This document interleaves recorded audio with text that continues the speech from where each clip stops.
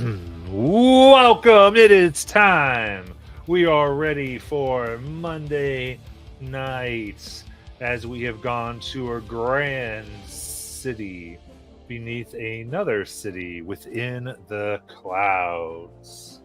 And we have up in there Princess Esme, as she is being titled, that has been sent up along with her friends to meet father and mother. You could say Mater and Pater, potentially. But, anyway, we will see what occurs as they have realized many things are different than they might have expected. A civilization that seems to be a mixture of what some could call the little folk and the giants, living in a vast city using runic magic, the type that would make Shana's flame, Gothok drool. And they now have been invited high into the sky to be guests of these people and shown to a room that is for their size of folk and is extremely well appointed with many rooms, a smattering of which rivals even the temple, even the mansion of Shana. Remember, use those channel points to help our people out.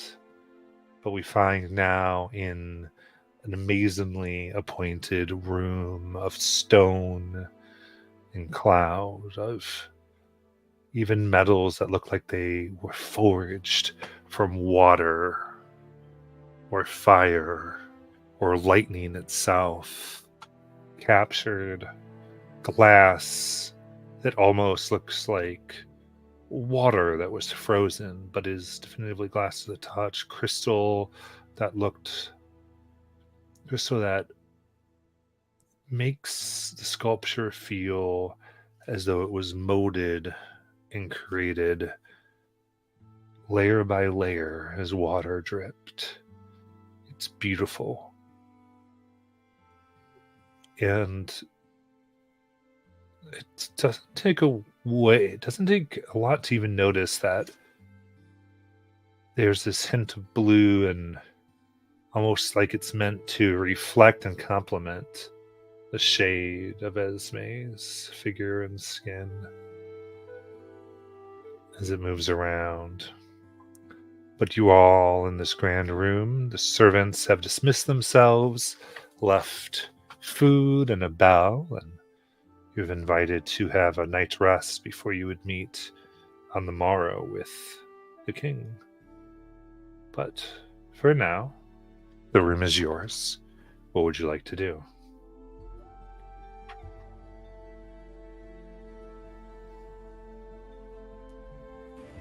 We're in the mansion? No. Oh, that's right. We're in the... Yeah, I remember. I mean, we're in a mansion. Princess Esme. We're in your mansion, I suppose. This is your birthright. Azok takes whatever's on the table and kind of just sniffs it before eating it. This place is weird. Takes one big bite. What do you mean weird? The giants everywhere. Everything's made of clouds. The list goes on. Gods none of us know. Well, I mean, we learned a lot when we went to... Well, not all of us were there, I guess, but when some of us went to the gates, there was a lot of information that was different from the older texts about deities, and including Pelor. There's bound to be questions we haven't even thought to ask, and I've never once been introduced to a deity and thought that it wasn't something we should learn more about.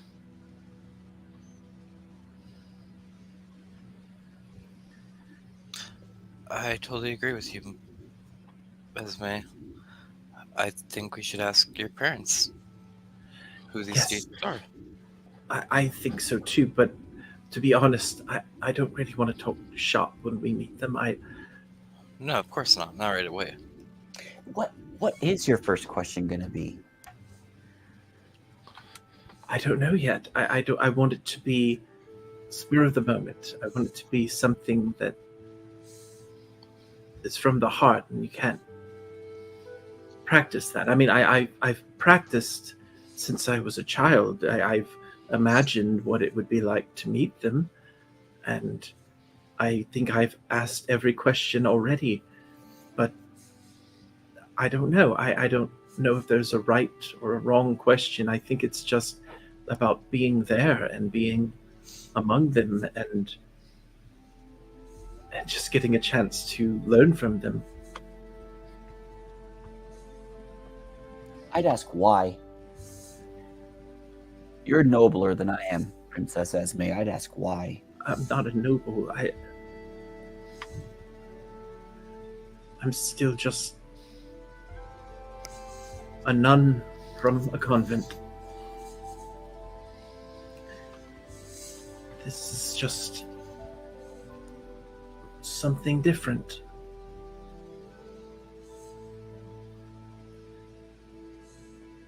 I don't know if I'm concerned about why anymore. I think why is a question that's not going to have a satisfying answer. And I don't know if there is an answer to why. Maybe it's just about what now. It's definitely a more beautiful question to ask. Oh, Please tell me if you're not going to ask why, you're at least going to ask who if you think your parents are being controlled to make these collars? I do intend for that to eventually come up, but perhaps later in the conversation. I think there's more important things to discuss first. But yes, I know that's why I know that's why what you want to know, and I intend to inquire about that. Yes.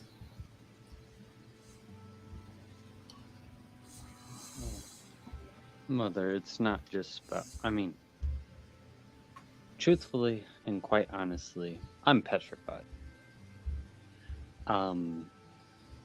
Because these are your parents, I want to give them the complete benefit of the doubt, and because of my love for you and how much we're friends, I will have your back, and I want the best for you.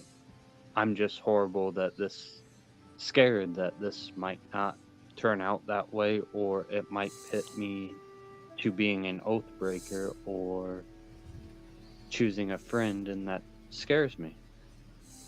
But I mean, I will see. We'll play this path, and just before then, I just wanted to give you this. It was the first sword I made, and it was intended for my betrothed before she was killed, and he gives you a +1 longsword.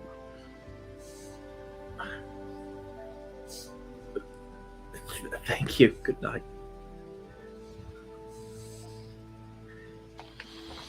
And Goodnight will kind of retreat back into the corner of the room and quietly just start polishing his armor or his shield like you've seen him do 1,000 times.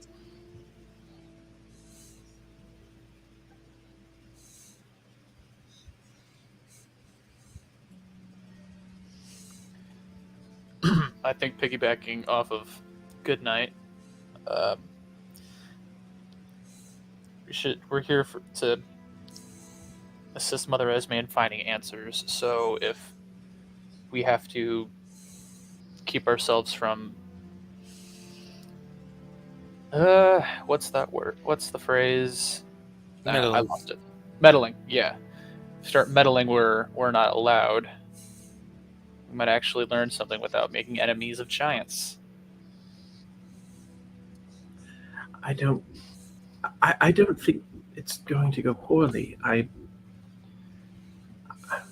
think it's perfectly fine to have apprehensions.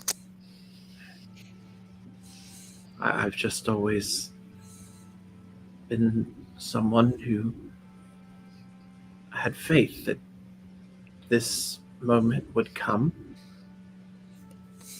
and it has. And I have no reason to believe it won't be for a good reason.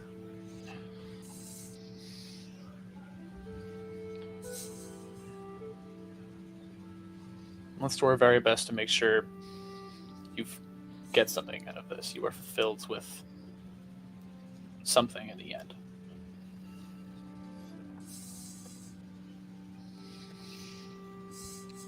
You deserve to be happy, Esme.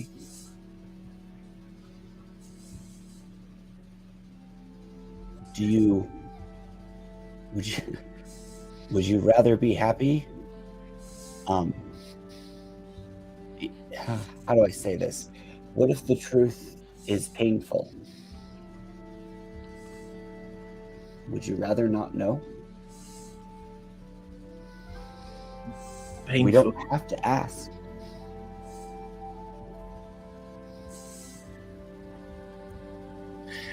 Why don't we play it by ear, and we'll see where the conversation goes. We still don't. We haven't had a chance to sit down with either one of them, and I just can't believe we're here. Speaking of that, what are you going to wear tomorrow? Well, probably just my vestments. You're royalty now. I mean, they built statues for you. Shauna has a point. If there's ever a time to look your best, tomorrow's it. Is it absolutely necessary? I mean, she was a Mother Esme before longer than she was ever Princess Esme. Why does she need a change for today? Or tomorrow, at least? I wasn't thinking anything extravagant. I was just thinking something more... Maybe something that they would see their daughter in. I think that's actually a good idea. Maybe I won't wear the veil. Because, I mean, again, you know, they have their religions here, and I don't want you to have to impose, like, others to view you as coming in with your factor, you know? Since... Yes, and here I'm here as a member of a family, and not really here on a an official capacity. Exactly. It's more like a vacation. Yeah, we can use one of those. It's been a minute.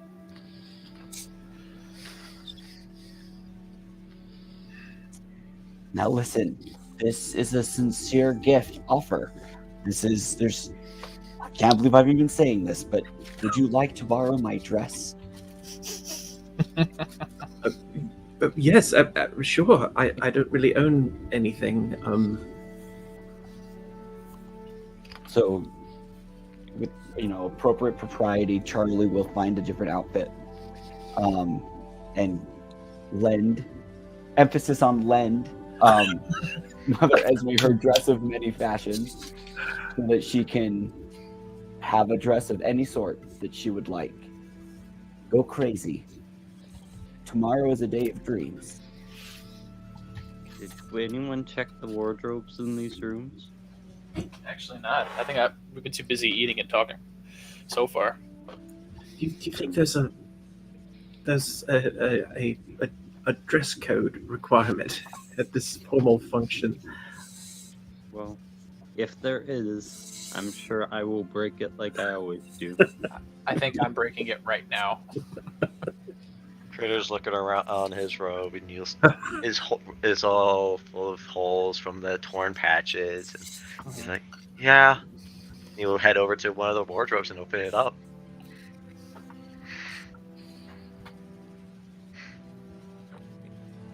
You open up, and there is it's empty. In the back is inscribed and inlaid in emerald, ruby, and jasper, a rune.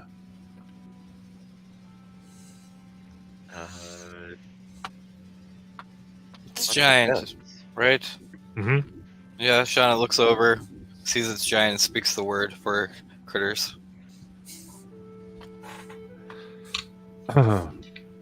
Okay.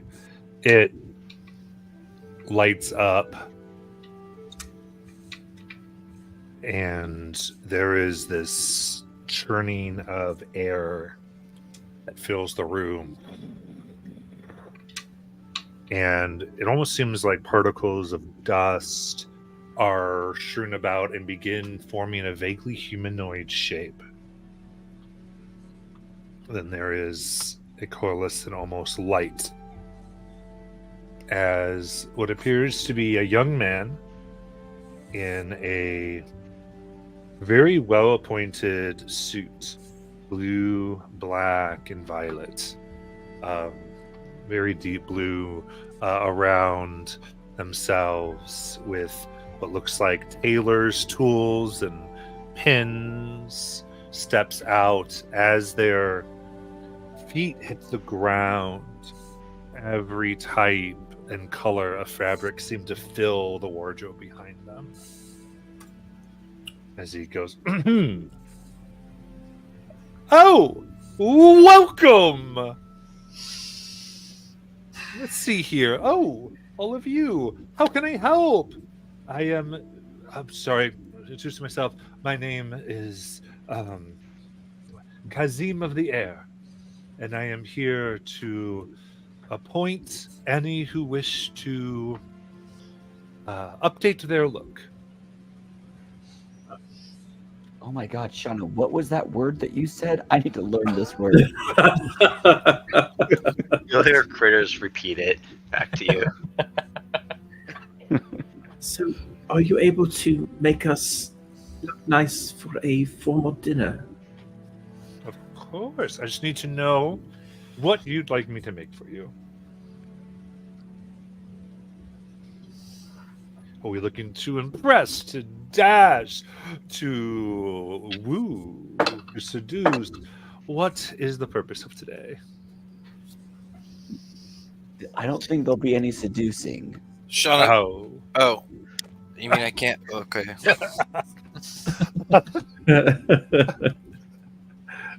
Neither of them? Like, really?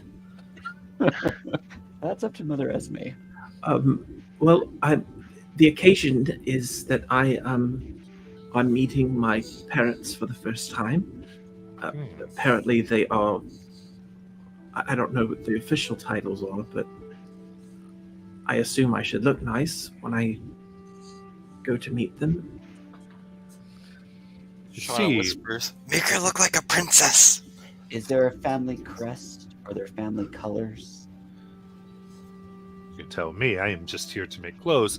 However, I can tell me this actually.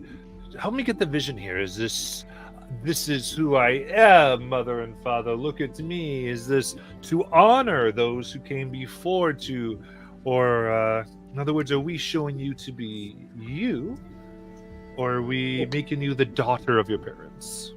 Well, a little of both, I think, because I'm trying to. Well, you see, they're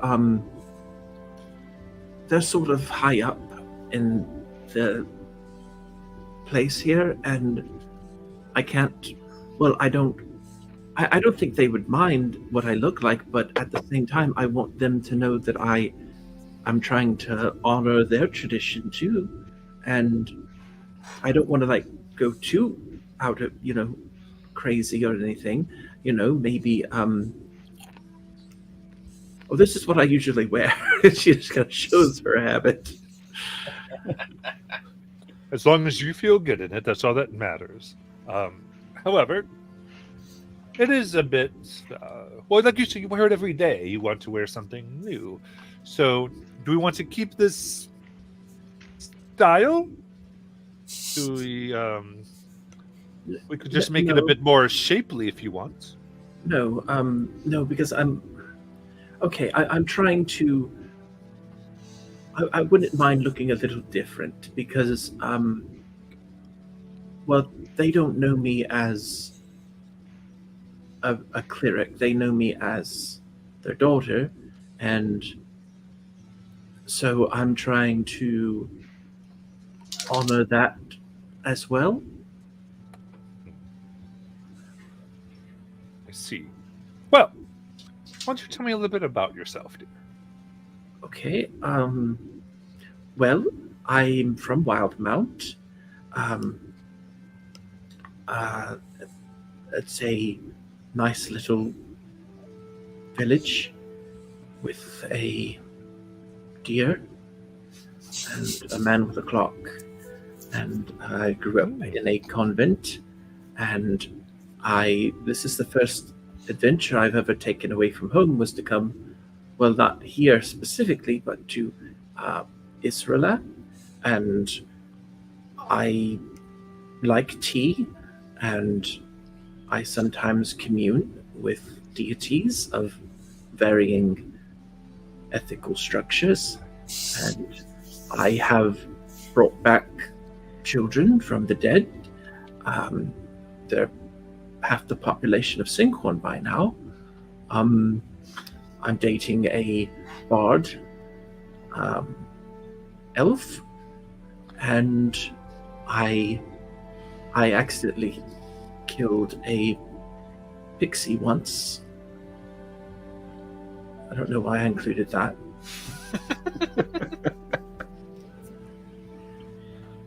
My parents are like the king and queen here. I don't know anything about royalty or that sort of thing. I mean, I know a little because I've read stories, but I'm not, actually royalty. I'm just related.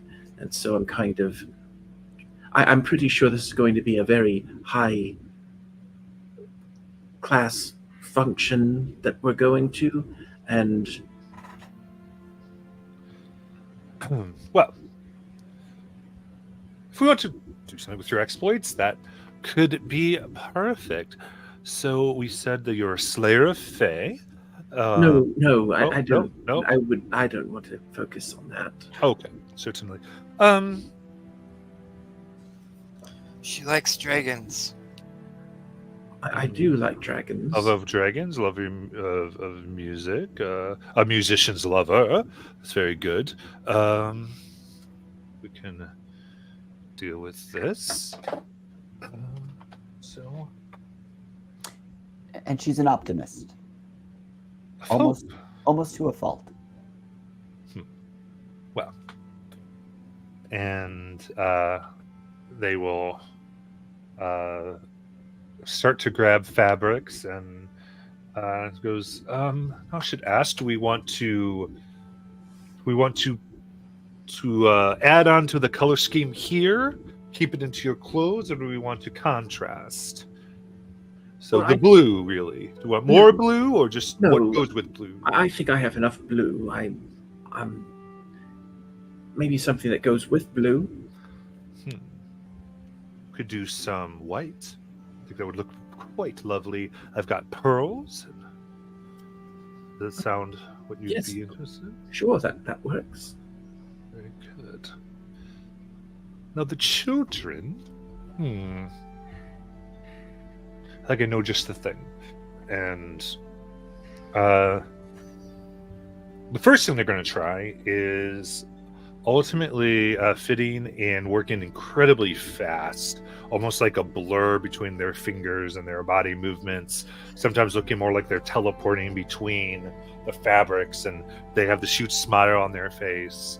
And you do in particular notice that it is with skill that they cut. There's not magic that's making the fabrics, just that they pride themselves on physically touching each piece perfectly and wrap you in this dress essentially that's white that comes over your chest, and then leaves a little bit of stomach, then comes around the waist and kind of drapes down from there, upon which they attach a series of I guess you would say are extremely light blue crystals. She says, well, I wonder if these would be your children, as they seem to be a product of your pure, as he taps the white, intentions mixed with yourself. And these will represent them, all the ones you have brought back to life. Yes, absolutely. That. And takes out 4 colors, a black, blue, green, and red. And we can drape these, one around the leg. Oh, sorry, one on each leg and one in each arm. And these are your dragons. We can put them almost like gloves upon you and stockings.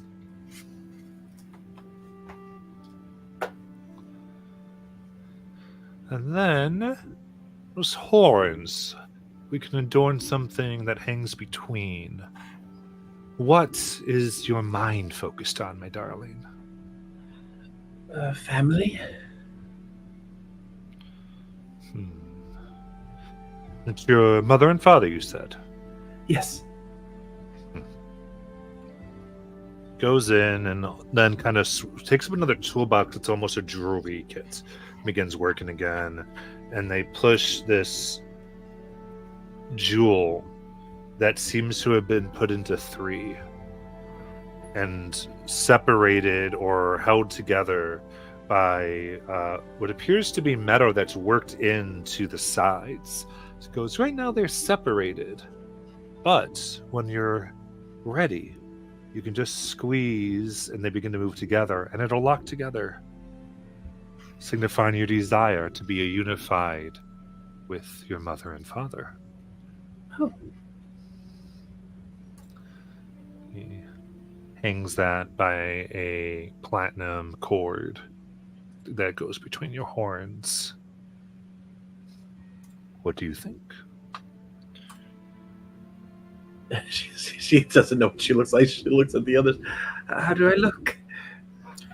Prestidigitate a small mirror in my hand and show her the headpiece between her horns.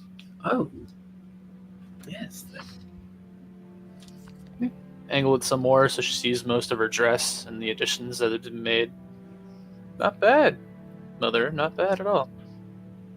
I've never actually worn anything like this before, so this is interesting. I mean, it's good. It's good. I didn't mean interesting bad. I meant it's strange seeing myself, but it's good. Let's see. And I've also given you a little bit of a first-timer's trick. You see the your green cuff there, that the green fabric they put on as a glove, says all you need to do is tap it with your left hand, and then the next portion you touch will get uncontrollable gas. This way you can get out of any conversation you don't want to be in. Just with a ha ha ha ha ladies laugh. Damn it! I was drinking water. Oh, she's just assuming this is something that's normal for these functions. Just like, oh, that's wonderful.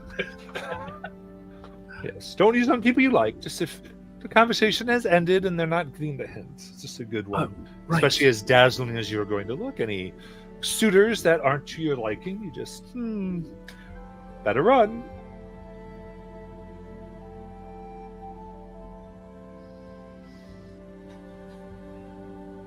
Well, thank you. She'll step back.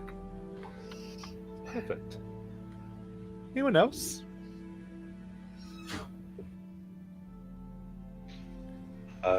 Chris is gonna go up and. You're making these? Did you just see me?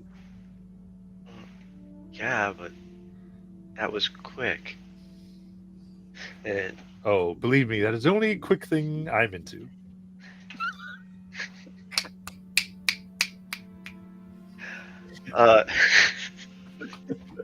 maybe this tracked my thought there. Okay. Well, can you do a more traditional kimono for me? You'll see, like what he's been wearing has been like a robe style, but it's and now if you look at it closely, it's used to be a traditional kimono used like for a uniform, school uniform of sort, and it's just been worn. You see, well, this is a piece befitting a warrior of greatness, I'm sure. So tell me, what is it that matters the most to this warrior who I'm outfitting? Something, and he's gonna have this sword out in front of him. Somewhere that I can hide this while walking. The warrior wishes to be prepared for everything. Yes. Perfect. Looks. It takes a midnight blue and matches this cloudy, darker, almost charcoal gray to thread it what they can. And you can see making several layers and winds in it. Essentially a pure fabric, but looks like very tough. In fact, to even cut it, you can see they produce these scissors that lightning strikes about, and they whisper words as runes glow in the lightning to get the cuts of this fabric as they make this sheath that is quiet and silent. And they strewn it about you. Go there. Your sword should fit quite nicely, be quiet and unnoticed. And then kind of shows you a quick access, almost like pull, where you pull a thread and it opens up a place you can grab it. Goes, but quick to behead those who would offend you. Thank you. And he's gonna immediately sheath the sword and wrap up the kimono around the sheath, so, fold it nicely, and bring it to where he's resting. Marvelous.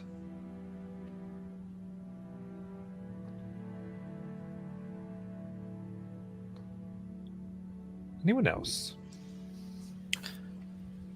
I'll step up. Normally I like to go extravagant and luxurious. Obviously you can tell from my dress, but today is not about me. Today is about her. So all I would like is a habit that would represent my friend.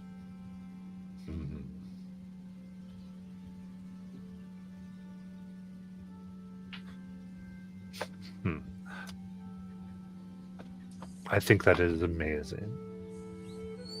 and does a piece of a cut where you can see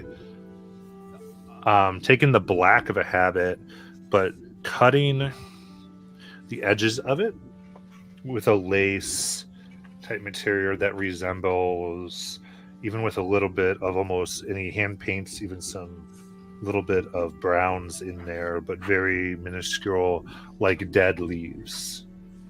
Just a touch of you. Is that all right? Thank you. Then puts it together. You see it's just sort of accented, though definitely downplaying the Shauna figure and everything into this behind the scenes, but still framing her presence.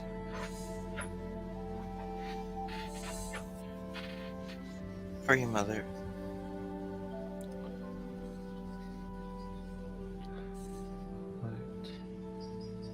How do I look?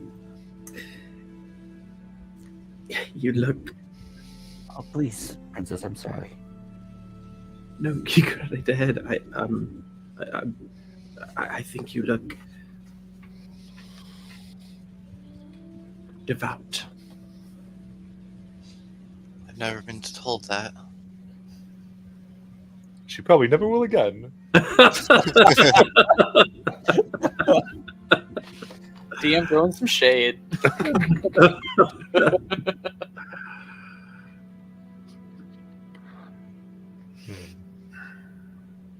All right. So, Master Dwarf? Or Mademoiselle Charlie? Well, I think Shauna's nailed it. Tomorrow's about Esme, not myself. And though I love the attention, the bridesmaid should match, so the bride gets the attention. Though this isn't that kind of dinner. Something simple. Something that shows that I wish only the best for my friend.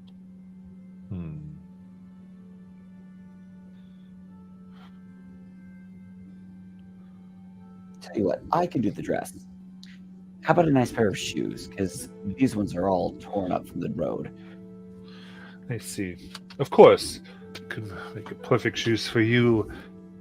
And may I suggest a piece? This is the giant rune of transition that would show a desire for your friend to go on to what is next for them. That sounds perfect. You see it's silver with diamonds inlaid. Goes, in case this matters to you, these diamonds are worth 300 gold. Well, thank you. I'd pay you, but I don't have any money. No. It's my gift. And that she'll get dressed. I haven't been working in a decade. It's marvelous.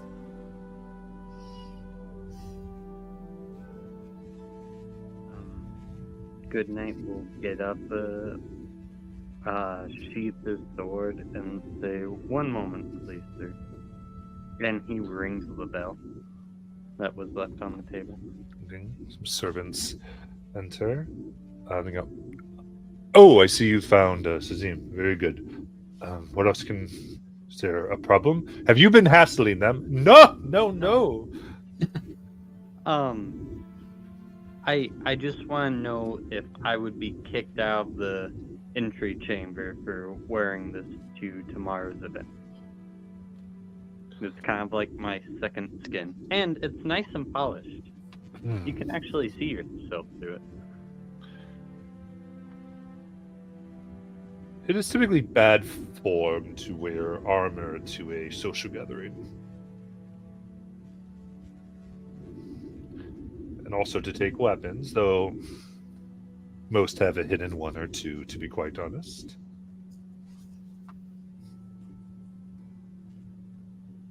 Bad form or chop your head off bad form? Like, I can deal with bad stairs. Communicates a distrust. So I suppose it depends what you're going for.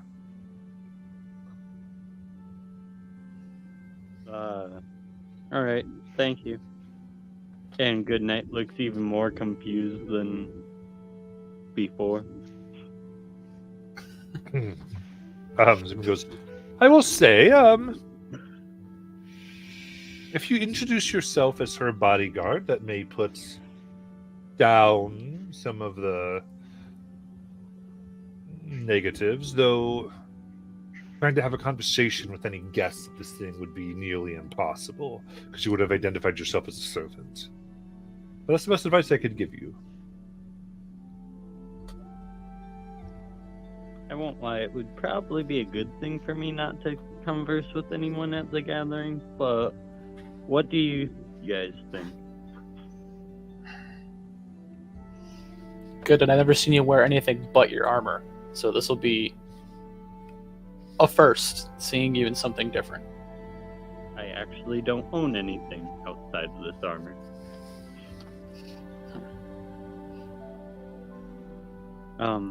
Shauna, if I do this, can you keep this stuff safe?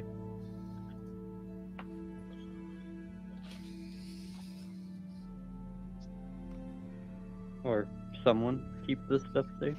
I have a bag. I could probably put it on my bag. I don't know if it would fit. Like, the big chest I'm carrying on my back, I'm carrying it on my back because I don't think it'll fit in the bag. Azok produces a giant, like a hunting trap that you like use for like bear hunting or like a big game hunting out of his small bag. Trust me, I can fit some things in here. I got about 400 pounds left in this bag of holding.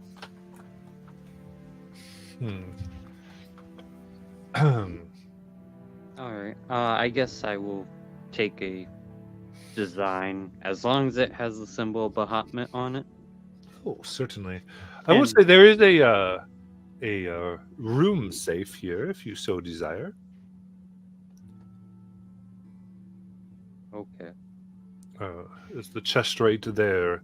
Activates rune once it's put in, and simply whisper the word of opening to it, and all others will be faced with a quite nasty, well, I mean, he's my pet, but most people think he's quite nasty. All 5 heads and everything. Fine. And can we make it blue to somewhat match, at least? Certainly. And Goodnight's definitely pouting this whole time. Goes, tell me though. Kind of stares at you. You seem to have a unique order about you.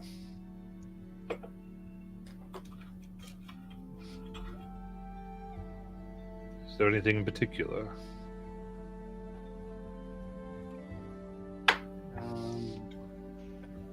Like what order of knight or whatever it is you are? I'm a left claw of Bahamut. Perfect. And starts to weave this and ultimately puts in a very a blue, somewhat robe. But not so much kimono, but kind of like almost like this robe suit that in the center has a platinum visage of Bahamut. But then upon your left arm is a claw that adorns and wraps around almost your wrist on the fabric.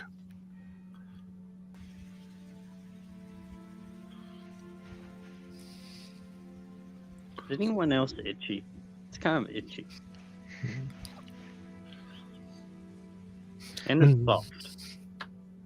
And he like literally starts rubbing his face against his shoulder. Oh my. Ugh, disgusting. Sorry. Let's see here. Anything for you? Looks to Ezek. Not exactly sure. I didn't really come from anything, nor did I have much growing up. I never thought I'd be going to anything like this, so I guess something simple, a little more very casual for somebody who does not belong here. The headdress stays. No touching that. Certainly. Looks. And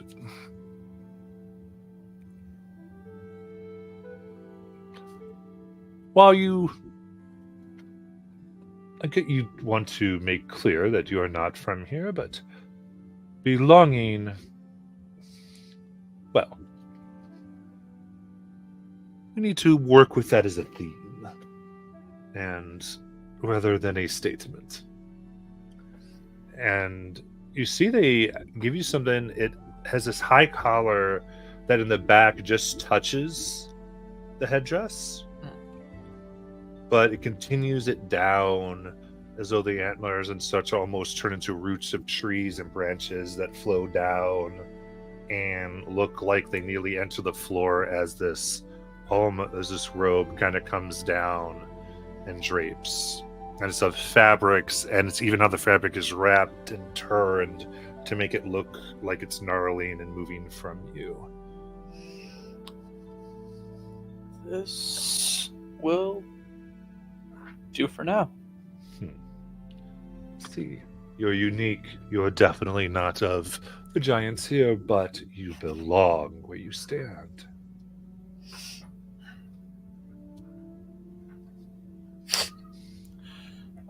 Okay. Perfect. Now, your gathering, who are you, family, friends? Are you hirelings? What is your relation?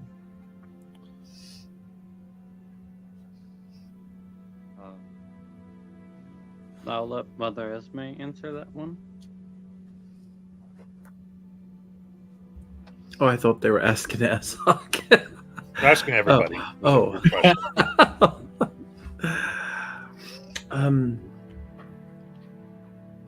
These are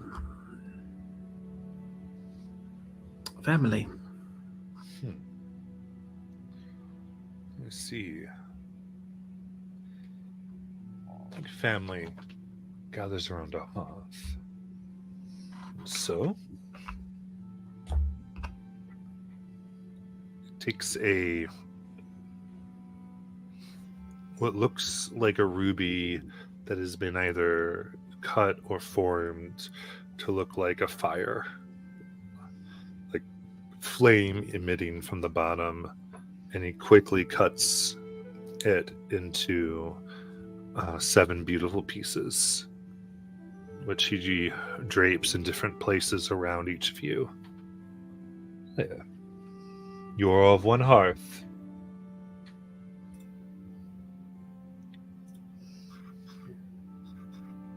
And, because sometimes things like these can be a bit of a battle themselves, simply touching it allows you to think to the others.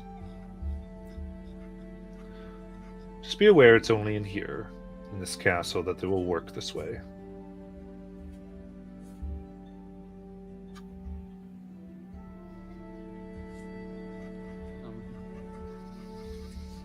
You do marvelous work.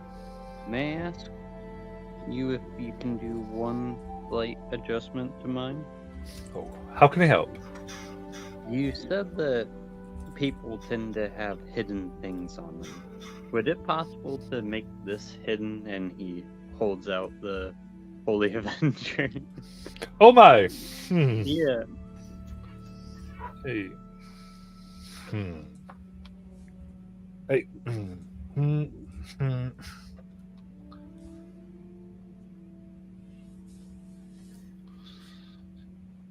mean, if you wanted to wear it in your back, we could maybe put some silk over it. Sure. Could try to adorn it, though it would be very clear that you bring in it. Oh, It's a bit. that pace. I mean, I still don't see a problem with it, but I don't want to ruin tomorrow's event. But I also have self-appointed myself as Esme's bodyguard. Slash family. Slash friend. Yes. Unfortunately, I'm a bit limited. I'm not allowed to. Can we say magically hide things? That's fine. One of the restrictions, and he kind of taps the rune in the back of the closet. So, Are you trapped here? no.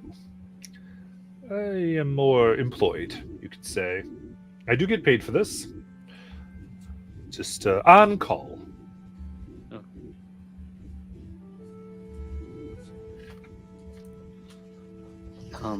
And is this chest that you mentioned that was safe? Would that be safe against like demons trying to access things and I only mean safe in the terms of it is guarded. If they're stronger than the guard, well, got to be helped. Demons can defeat my pet Hydra? I don't know.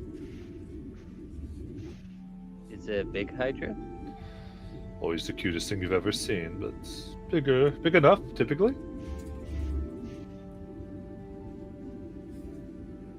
Alright. Thank you.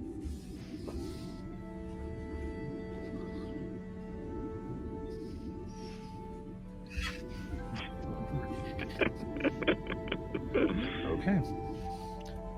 And with that, he waves his hands as the clothes seem to vanish into the rune as he takes a step into and vanishes as well.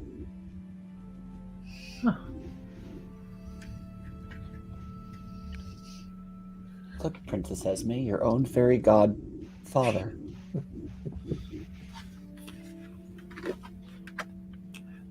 I hope he's not mad about the pixie thing. I'm sure he's fine. Mainly, I was concerned about how you wanted to represent yourself. Well,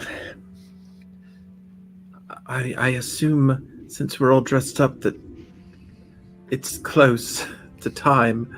Otherwise, we're all dressed up.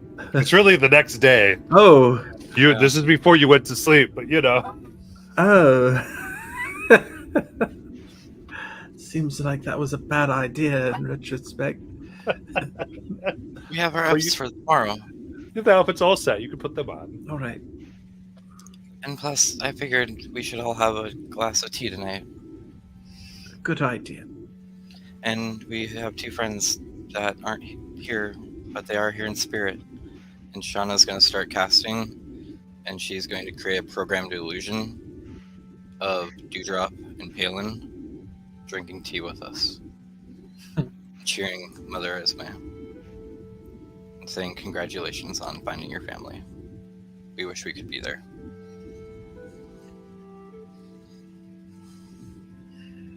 I hope you didn't mind. I just thought we should all be together. No, we should.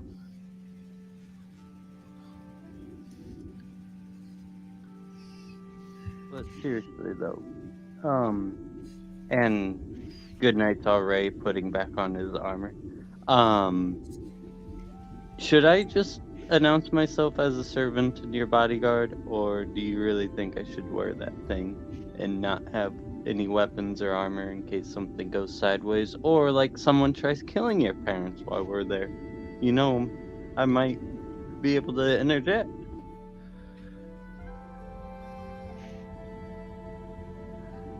I think we should have faith.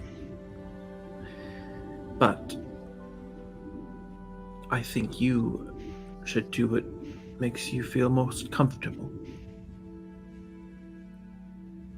Sadly, Mother, being completely honest, comfortability and going and support are two completely different times. Because honestly, what would make me most comfortable is to be on the other side of the continent.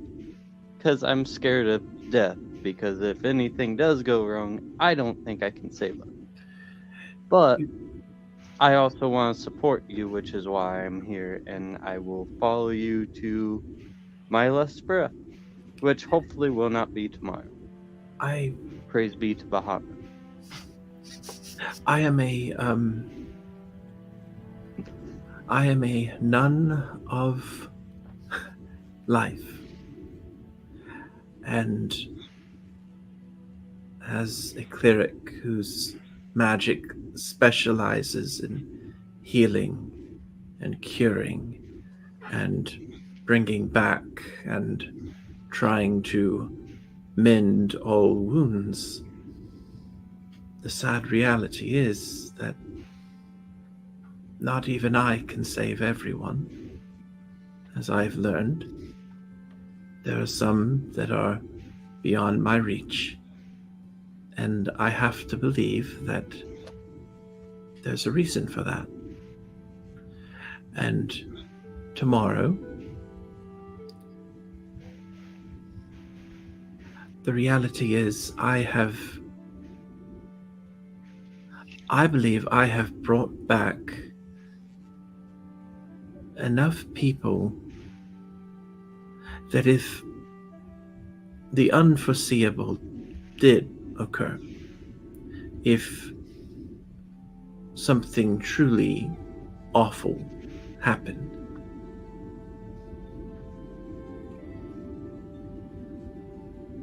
that I think having that dinner, I could accept that. But I know that you and I differ in our philosophies on occasion. And besides, I'm pretty sure that Rowan would not want me saying that, so I still very much intend to. I don't know why we're so focused on the worst when the reality is, I think it will go quite well.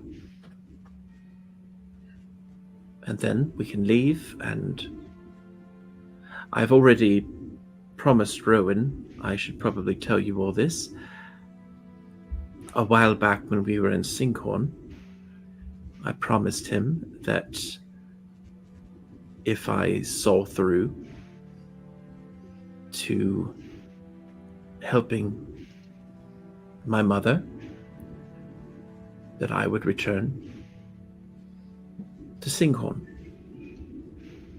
and start a temple there.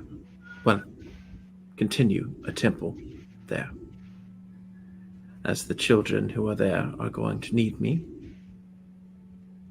And I think the two of us are actually very much looking forward to running that together.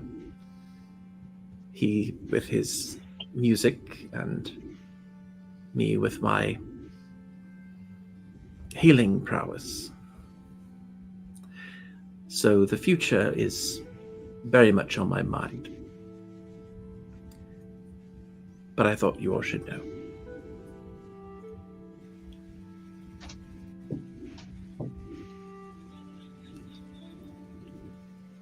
You'd be leaving us. You and I, Shona, you once said to me that you would stay to help me resolve this with my mother. And I can't help but feel like there's a part of you that also is ready. But maybe I'm wrong. But the way you were speaking the other day about this place here. How it was nice to be able to walk around. It's a feeling I haven't felt in quite some time. I guess since before the library. So, I mean, if that is your choice, Mother Esme, or at this point, my sister, would you mind if I was to accompany you here for a while? I wouldn't mind at all.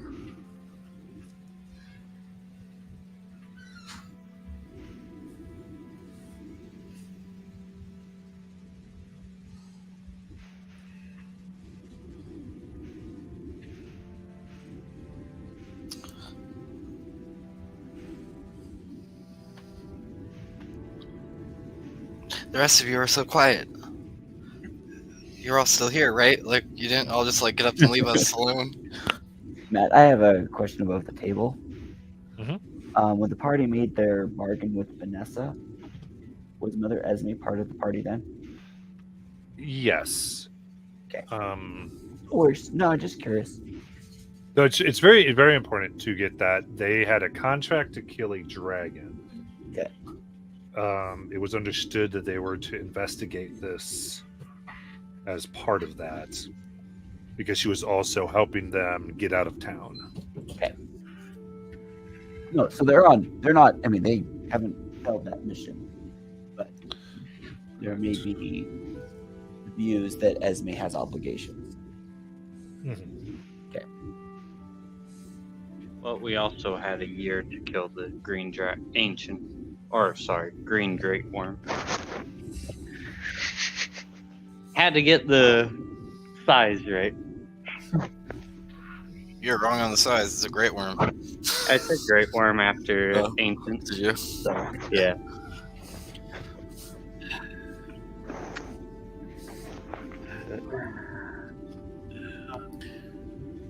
But yeah, there was never a contract.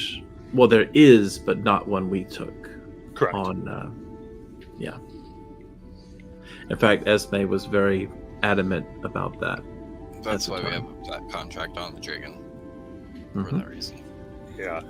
The verbal agreement was a bring the one who is responsible for the deaths Yes. of the members of the Slayers take to justice. Okay. That was what the verbal promise was made.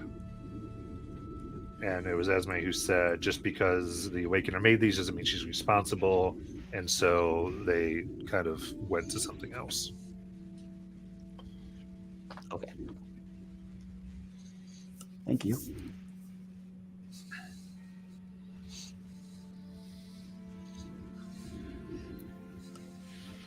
Esme, I know I haven't been a part of this party for very long, but in the time that we have known each other, I kind of enjoyed how opposite we were to some things. And kind of growing fond to whatever debates we would have back and forth on how to go about solving problems, but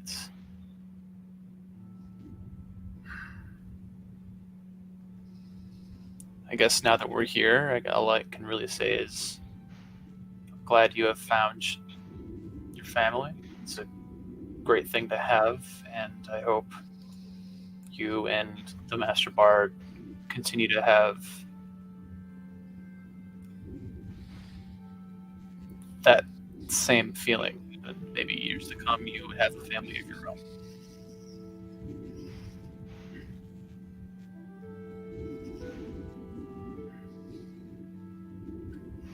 It'd be sad to see you leave, but I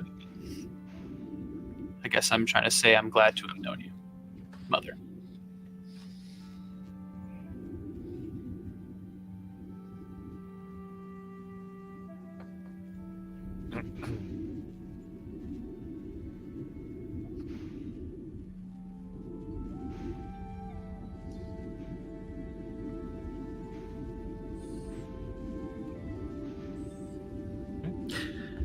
And obviously, you can always visit. I mean, Sinkhorn is not that far away, honestly. And It's a continent away from where I usually find myself, but I've seen a couple of trees.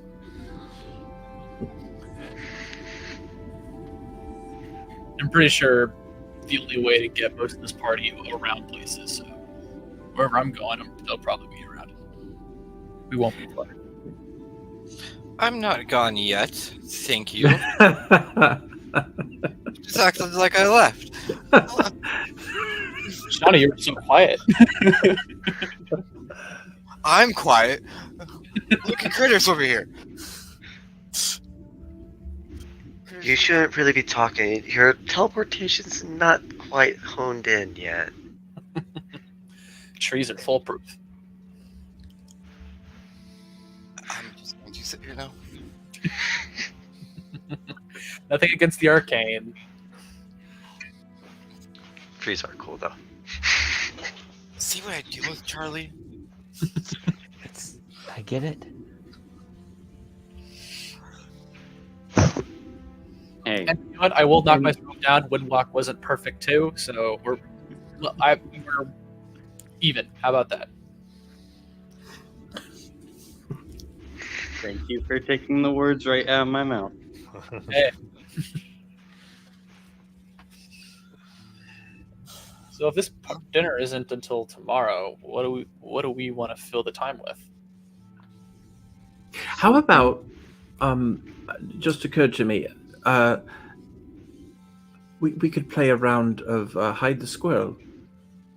We haven't played that for such a long time. I would need to be taught the rules because I might have a different game in mind based off of the title. Definitely. Right. You need me to call you a squirrel? Ooh, Aslock, you can turn into the squirrel. I thought that was the game. Beg pardon?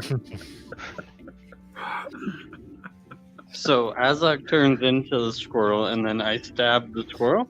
What is going on? Where did that come from tonight? Why does everything have to lead to killing and stabbing?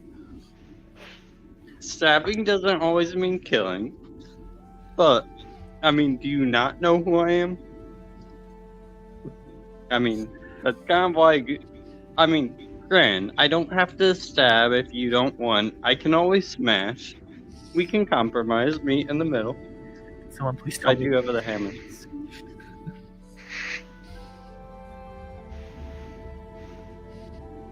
I will not consent to playing this game until I know what is happening here. So what is this hide the squirrel game, you guys? Because this must have been before I was involved.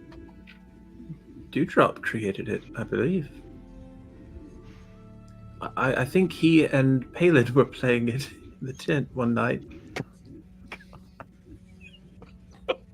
That's how I remember it. I have more questions than answers. Just a two-player game? Well, I don't know. Shala, you were playing with him, weren't you? I'm pretty sure, if I'm correct, this is Shauna's version of like spin the bottle of asking questions that she came up with. Yeah. It was called Hide the Squirrel. But so there was a squirrel. But- Yes, because I don't have a bottle. Oh, that's what that was. Okay. Oh, hang on. Give me a second.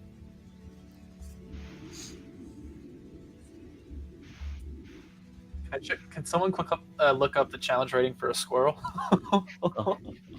I'm pretty sure it's I'm less than pretty sure one. it's 0. Yeah. Yeah. Zero, which remember, it'll just poof her on Shauna. Not here. Not here. Won't. Not Yeah, here. not here. Ha! There's no chance. Cool. Then this is one of the weirdest things at a third level I will spend. But conjure animals, and out of my back will pop out 1, 2, 3, 4, 5, 8 squirrels. I've never seen that many squirrels and Hide the Squirrel. There wasn't. I was using my familiar. All right, so they come out, and what actually does happen is they do pop as Shauna's aura drains life from them. Ah, And you redo it, and you're able to make, we'll say, a quarter CR squirrel. I'll just. I think after that, I'll not do that. Actually, I'll probably just. Okay, familiar I can do, and I'll spend a wild shape and use that optional roll to make a squirrel familiar. Pop Okay. out of the back and just better. It stay.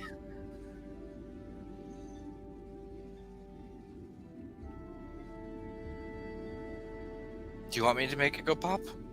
No, don't please don't make it. Okay. So it's strong enough to stay.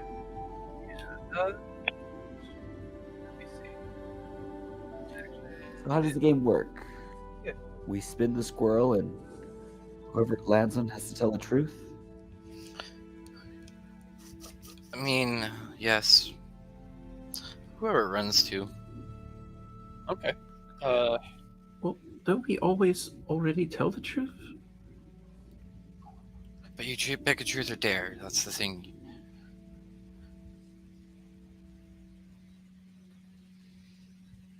All right. It's not more truth. It's more something that we don't know about each other. It was Oh. a secret. That's what it was. It was a secret. It wasn't truth. It was a secret that we didn't know about, that nobody else knew about you. And I want to say last time, like, Shauna, didn't you do something to actually make those things come to life? Like, where we could actually see what everyone else was thinking instead of just us speaking it? I believe it was like almost like a video thing, somewhat like the legend lore thingamabobber you used to do. Or am I thinking something else? I don't think I did that for this. It might defeat the purpose of this game, actually. Above table, the hide the squirrel came about because I believe it was Dewdrop and Palin, or someone had just learned the polymorph spell. Oh, And that's so they turned yeah. one of them into a squirrel. And That's Esme right. came in there, and there was a squirrel running around, and she was, and like, they became Dewdrop, and she's like, "What's going on in here?" And he was like, "We're playing hide the squirrel." Oh, And from then on, she just assumed there was this game called Hide the Squirrel, and it's been it's just been like a joke on Monday night. See, I was thinking about the game we all played early on. Yeah, you're thinking of the one Yeah. that Esme and Palin had trouble playing. Yes. Yeah. You could just listen to that game if you want. Or we could go with Hide the Squirrel. I don't know what the point is of that one. For a couple hours, either use them or don't use them. We got Come here, squirrels. squirrels. We got squirrels. Well, let's do this. Shauna's gonna take the squirrel and start spinning it around and tie a blindfold on it. And whoever it runs to has to tell either a secret or do a dare. Okay. She puts the squirrel down. Just basically a rollies.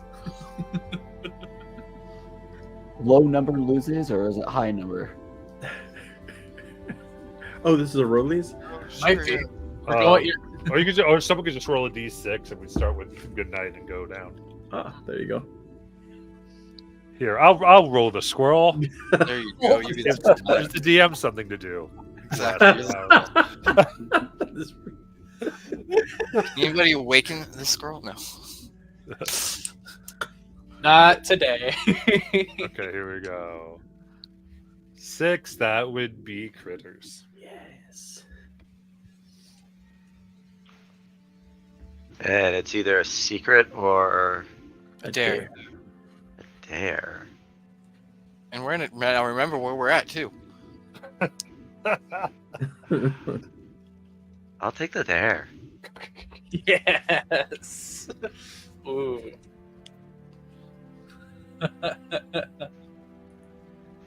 Is there a So- window in this room? Might be. What? What'd you say? Is there a window in this room? Yeah. How far up are we? From what? Just the ground. I'm just trying to get a Which visual of ground? what's outside of us. Like, oh yeah, we're up in the sky, huh? Yeah, we're in the city in the clouds, man. Never mind. Does Featherfall have a range? Featherfall, I think, is like a 60-foot range. Yeah. I will. It's you fall instantly 500 on No, the start of you- your turn you- if you're you in the fall- you- falling condition, right? You fall instantly to the ground. Oh, Period. but if you have Featherfall, at a great height, Featherfall can run out of time. Yes. I mean, I can technically fly, but I wasn't thinking of that. Here's my dare for you, critters. I want you to work a word into our conversation tomorrow. I want you to say nut butter. At some point, you need to drop the word nut butter tomorrow. done. Like just by itself, or as part of a complex this- sentence? Without What does our it quite host say? knowing. What does it quite say? Again, I just want to make sure I'm getting it right, Charlie. Nut butter. Okay. One more time. Nut butter. Okay. Charlie, And, like it's over quietly. Oh, and go ahead. whispers, "Oh, she really needs to learn."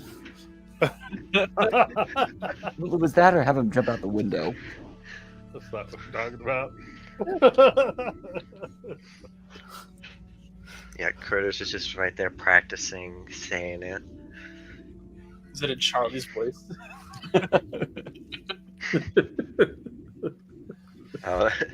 Oh no, does Charlie have a good passive? A good What? passive? Passive perception. Yeah. Not particularly. 13. You don't know?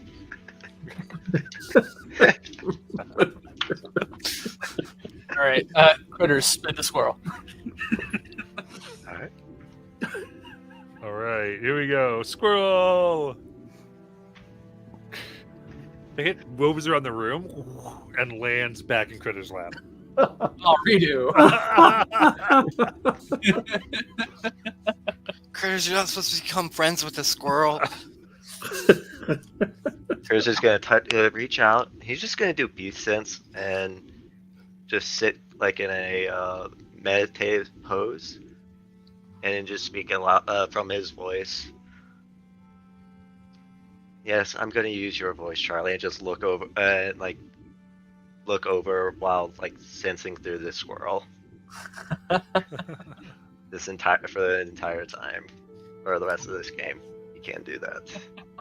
All right. If you make the squirrel go around again, it would go to good night. Yes. Oh no.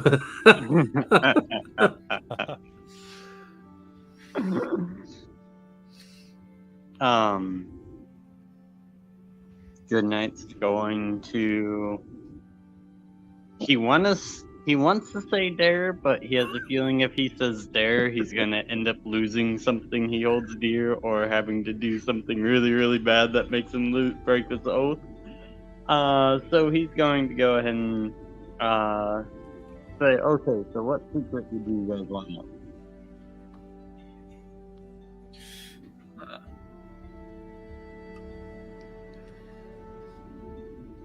How did you come to serve Bahamut? Oh. That's an easy one. Granted, I thought you guys already knew this, but essentially, way back in the day, I was left at the temple's doorstep as a wee little dwarf. Yes, I know dwarves are wee little, and yeah, all the short people jokes can go outside right now. But, growing up, I grew up in the temple, met Lane, a half-elf who was much better at being a paladin as I was. I actually wanted to be a blacksmith. But, she ended up getting killed on the day she was choosing her oath, and then I kind of got slightly angry, and then became an Oath of Vengeance paladin, and swore to make it so no one else could ever feel that way, yada yada yada, and then I'm here. But that's what I'm asking is, how did you come to serve Bahamut? What was it about Bahamut? I mean, Bahamut's Bahamut. I mean, he's order. Well, it also helps that it's dropped at his doorstep, but But in the fact Bethlehem, of huh? there is many options. Good night, like there was Cord No. and the Raven Queen, and I Mhm. mean, why? How come you stuck with Bahamut even? Well, so when Elaine died, she was going to choose Bahamut, and I felt if anyone could help me bring justice to the people that killed Elaine, Bahamut could, being, the god of justice. And then on top of that, I mean, being able to make people that think they're above the law pee themselves a little bit in Bahamut's name is also kind of fun. But it's mainly because of the justice thing, and I mean, what if you want to seek out justice? Who else would you choose? I mean, it's not. I mean, Gran, the Raven Queen's whole death thing did make me wonder a little bit, but Caltrest was a very good mentor or was a very good mentor.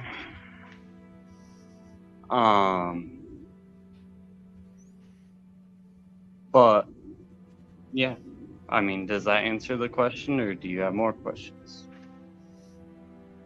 Can you only get one question?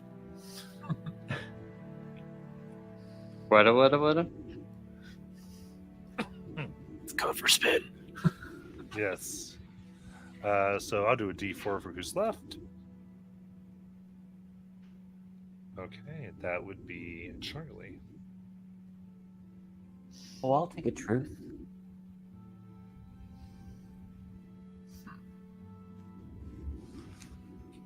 So many things we don't know.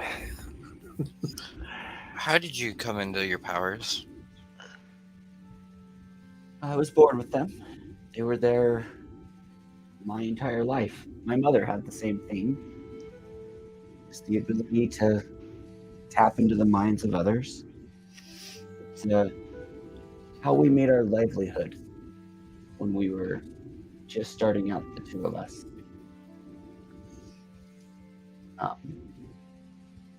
What led me to meet with Vanessa. And it's, I guess, how I continue to provide for myself. I've never really questioned where they come from. Just tend to be grateful that I have them. I'm not as hands-on as you, of course, Good Night, but I do my best.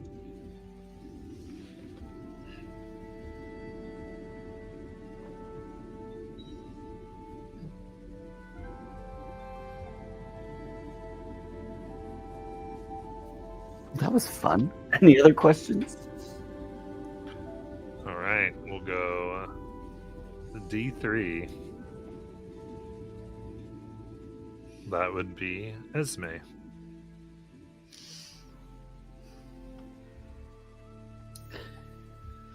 Well, I had intended to say Dare, but I think the game has shifted a bit. And since I probably won't be traveling as much with us anymore, if there is some lingering question that I have failed to answer, though I believe I've been an open book, feel free to ask it.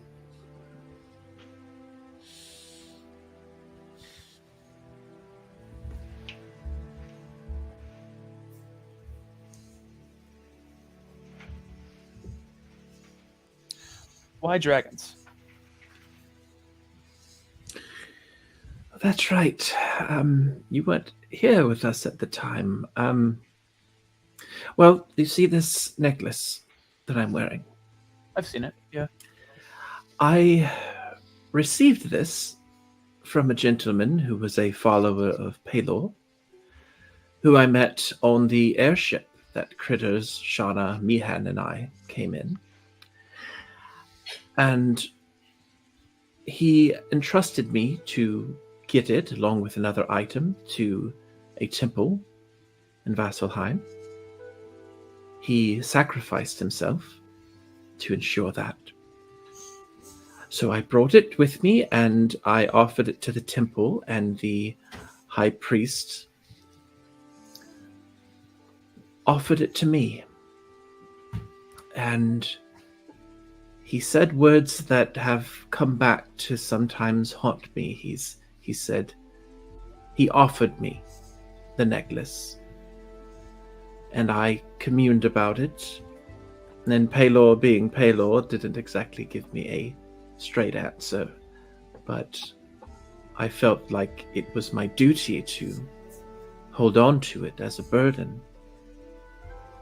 And so I took it and I traveled with it. And one night, I used it in a battle. I used it to control a creature that was attacking us and forced it to stop. But that night, I prayed, and a voice spoke to me, a woman's voice. And I had intended to speak to Pelor, but she just intruded, and I didn't know who she was, so I did not answer it, and it just lingered on me. And so one night I did contact her, and that's how I met Takesis. It was Takesis who I inherited this affinity for dragons with. Part of her is with me, and I find that sometimes when dragons speak to me, they seem to register that. They seem to know that. There's an unspoken respect between us. But that's why. That's why dragons.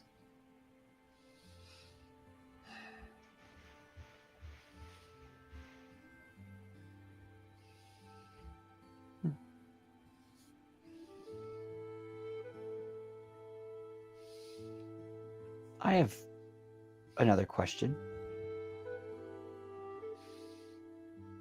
Would you rather know the truth, or would you rather be happy? Believe a lie and be happy, or know the truth and be sad? I can answer that because I've already gone through that. When I went to the temple, I wanted to know the truth. And it brought me close to losing myself and learning things about Pelor. Part of me wishes I had never left the convent.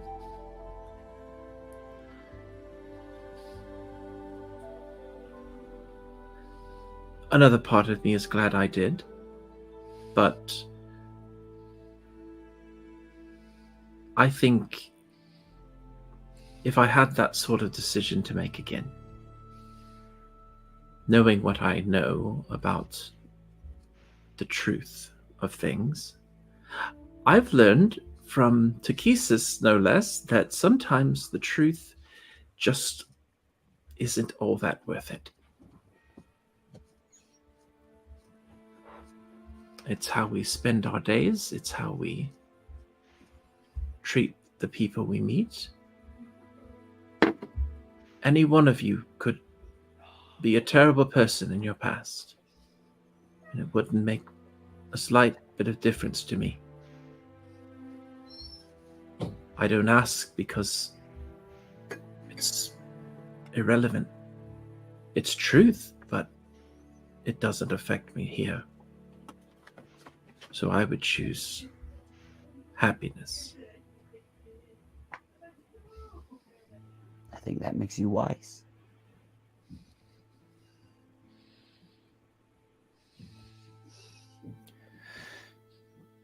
You or me, Shauna. Do you want to go first? Sure, why not?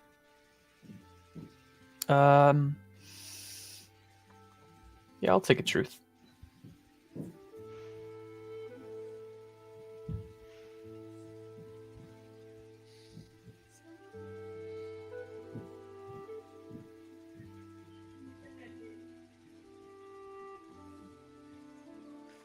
Critters, ask him something. Critters? He taps you. I had a question. I'm trying to think of a way to ask it. And then I just want to make sure.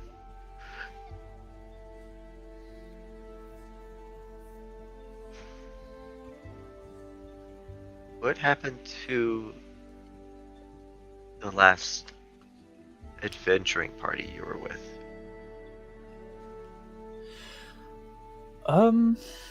Like, what caused you to separate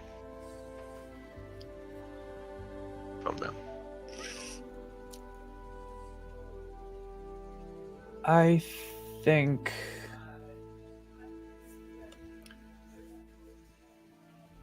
I realized that their goals no longer aligned with mine. Part of me was really there to kind of fill a arrangement where I would help them out with one of their tasks that they try to complete, and in return they would help me save my family from the Deadlands. And we ended up getting to where we wanted to go. Wound up in Nicodranus. Went to the Astral Sea for a week, I think, and I guess battling demons at one point, and I just found myself alone, wanting to know what to do next, and I thought my path lied back north. They didn't do anything wrong to me. I didn't offend them in any way. They were nice people. Destiny just drew them away to other matters, and that's good for them. They're doing important things. I believe I am too.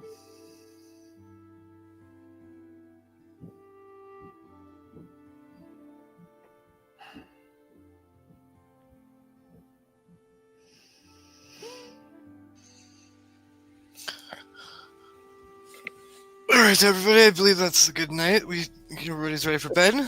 Truth or dare? Fine. Let's go truth.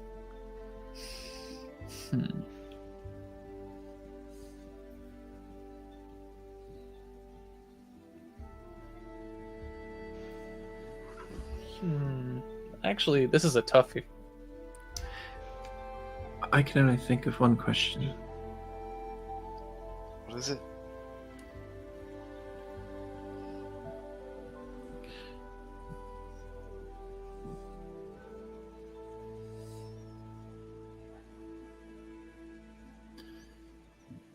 When you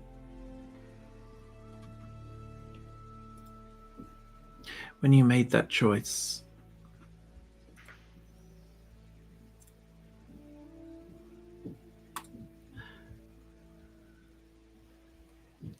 to undergo the transformation.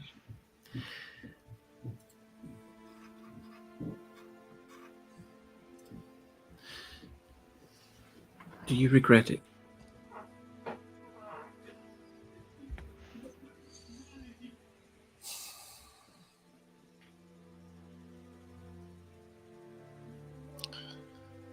Do I regret doing it? For the reasons I did? No. Do I regret what it's done to me and the consequences I have to live with? Yes.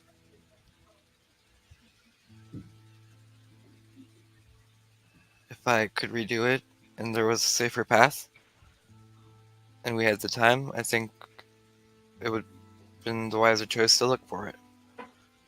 But in that moment, I didn't feel like any of you should have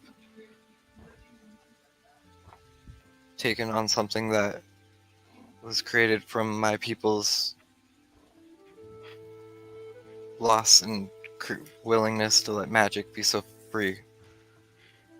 And again, we ended up there because of me.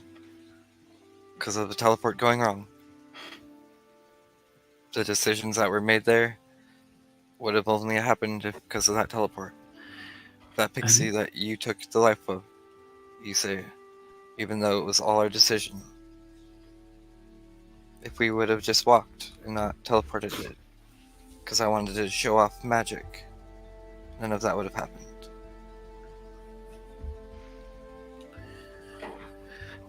And on a lighter note, what was your honest first impression of me when we met and I was throwing up on the airship? Because I've actually been very curious to know that. Oh, that. So, well, I honestly didn't like you. Like, at first, me and me hadn't really talked, and like, we're just like, why is she with us? And why do we get stick with her? But then, you know, Palin woke up and he took that job really quick. No. Yeah. But, And I had that weird accent for a while. I was talking like this with it. Yeah. You're so new to the world. I know. And, you know, you really thought Wildmount was Wildmount. And I still can't get over that. One day, Esme, I'm going to find your covenant. One day. It's We'll not visit hard. it. Just look for Wildmount. Yes, Charlie, have you ever been to her covenant in Wildmount? No. There's a deer. And I think she said a tree once. It's so descriptive. The man with the clock. And a Oh, man and with there's a man with a clock. That's new information we've learned. Janet, have you cast teleport since? Yes, a few times. Do you feel scared mean- every time you do? I mean, playing around with that type of magic, it's never a sure thing. You're messing around with things, you know, the connections, these worlds, like, it's not full, it's there, and I can tap it, like you can. I mean, honestly, if you want to speak about anything, how nice it must be not to have to read out and spend years in an academy to learn magic. I mean, how old are you, Charlie? Oh, a lady never reveals her secrets, Shauna. Surely you know this. I mean, I'm only 122. Oh, right. It's fine. Just a child then. Yes, still a child.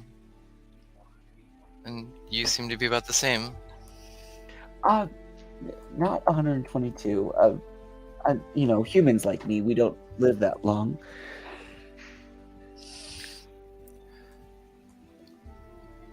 Can I roll insight on her being she coming off as like older than she seems to be? Yeah. Like vague enough for like, and it's like, what does she actually mean? So you're like some perpetual disguise self and makes Charlie look young. Yeah, go for it. Nope, Oh. that's a 5 for me. 8, 9, 10. That's only a 12. Damn it.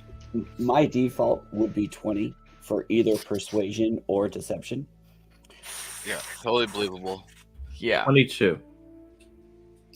Oh crap! Now I have to roll something. No, Esme, you will have picked up that Charlie is legitimately nervous to reveal a personal detail about her age or the way that she would look because of it.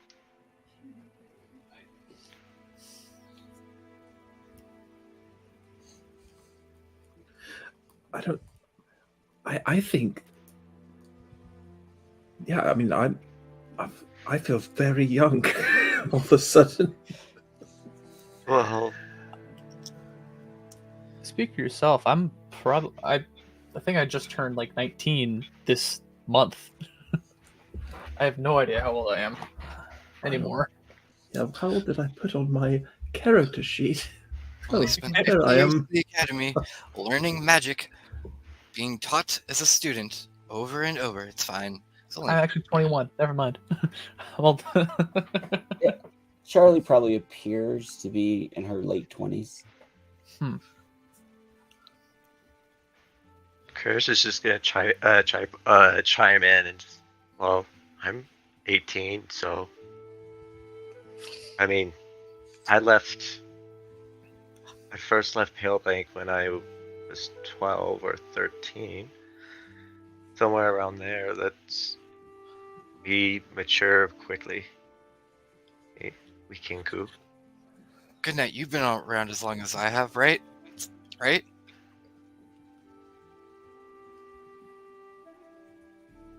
I think Goodnight went to bed.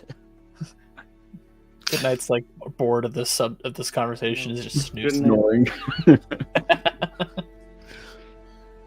Good night, Say good- goodbye. Oh yeah. Barely. Child. How old are you? You're. I'm young. I'm 50. I'm going to bed.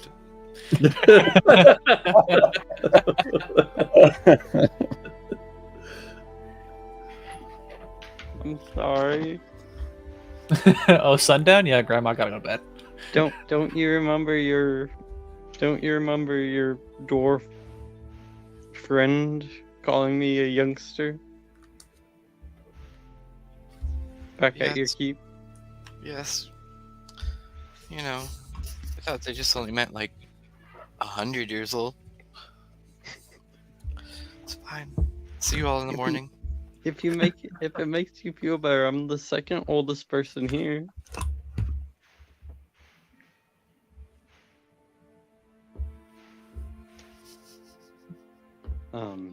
But no.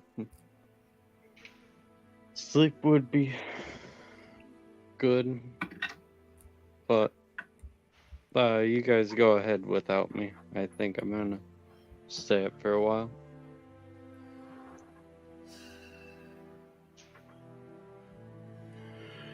Okay. Good night, everybody.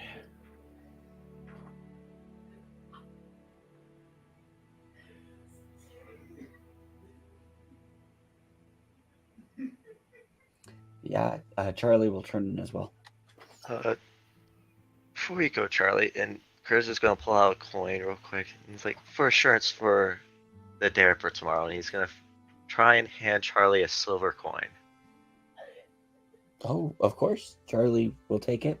All right, Completely trusting critters. and have a good night, Charlie. Just seeing his reaction, walking off to bed, just knowing stories of things. It's like just because he was not quite sure, but didn't quite understand where to chime in.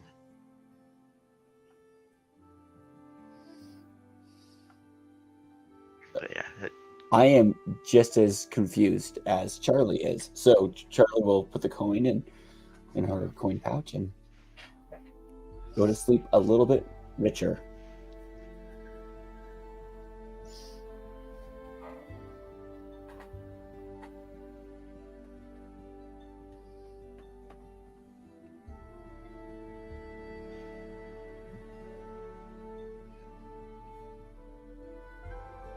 You are muted. All right, then you can go ahead, take a long rest, and we'll take our break and come back on the new day. Nice.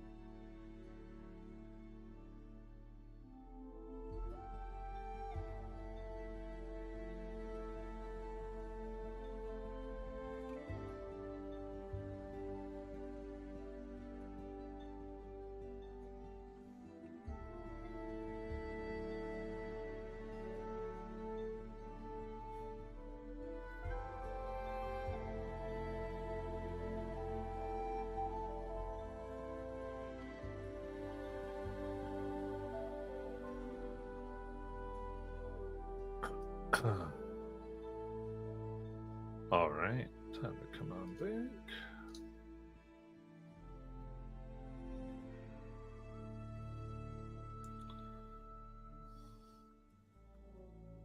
I'm back. All right. I'm here. We're back. Cool. Back. Then,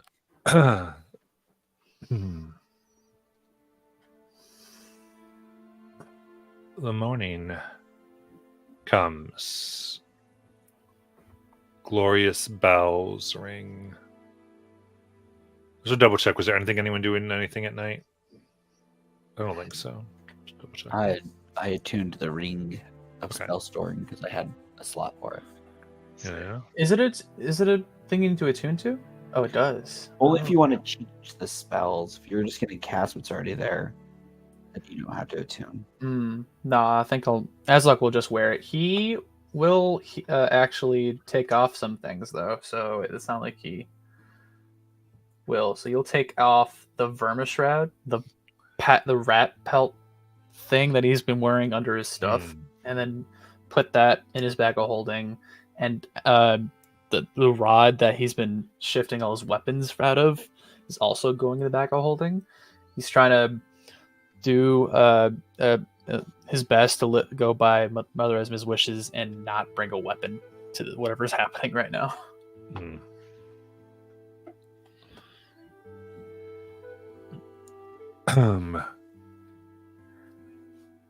The morning is here, and there is a light knock at your door. Who is it?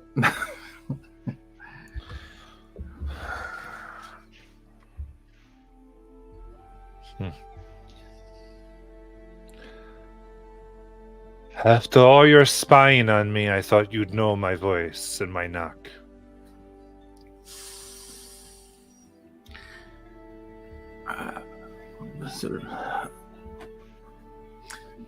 Esme. So is this like early in the morning? It's just about as everyone's waking up. Oh God. So she like immediately just tries to comb out her hair a little bit here, brush it down, and just kind of makes her way to the door and counts to 3 and then opens it. And there you see the woman who you had spied on several times and done sendings. She looks upon you up and down.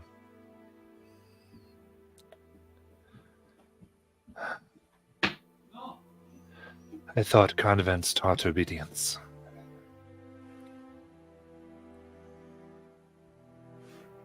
What did she say? I thought convents taught obedience.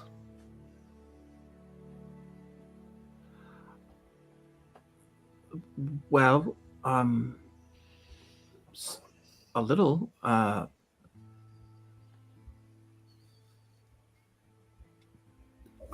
It's good to see you.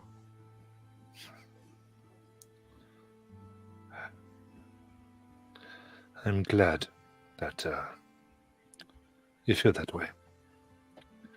Anyway, you're going to invite your mother in? Or you're going to Yes. leave me out here with breakfast? No, come on in. And it's followed by a few servants who have trays of food that lay them out. They all look sort of nervous. And one who passes you, butler from before, she didn't tell us this was happening. She just showed up. I'm so sorry, madam. It's all right. Mother, I don't know if it's customary, but I thought we could greet with a hug.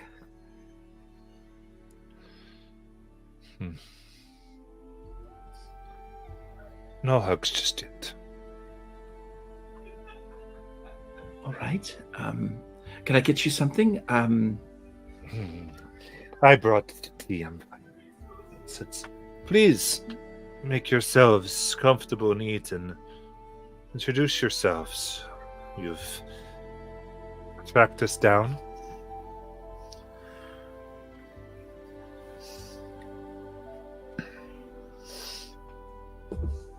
And you see she sits, this woman, tiefling, horns, larger than is typical. They're tipped in iron, mithril, and platinum in distinct rings. Between them is strewn what appears to be a star sapphire. And she wears what looks like a black dress, but the fabric seems tougher and more durable than what you would think.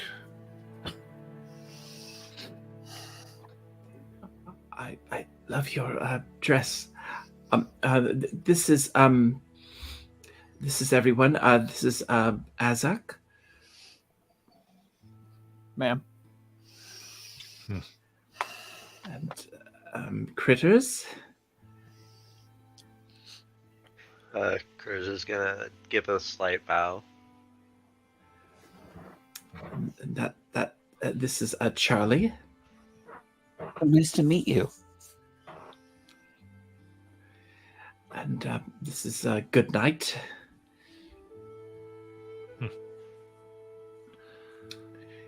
That Yes. She eyes the dragon and kind of. this is the corner there. That's Marvelous. And this is my best friend, Shauna. Nice to meet you. She stands up and grasps your hand. Thank you for being my daughter's friend. Thank you for allowing us to come. There's nothing of a more precious gift than friendship. Thank you.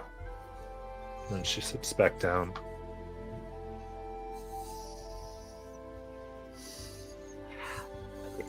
So maybe you could tell us about your day. Are you having a nice morning?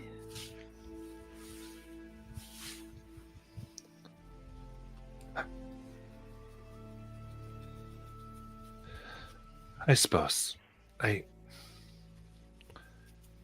We will meet with your father later tonight.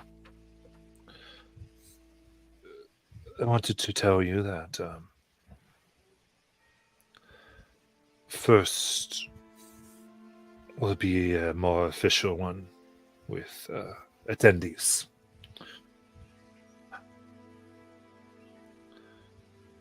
I believe your father was right that to officially name you, it is probably the safest route, even if it brings you to danger of a different type. But overall, it's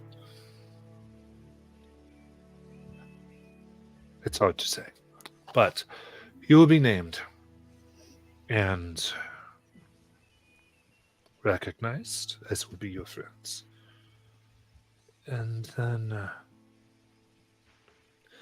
then your time for questions of him and I will come.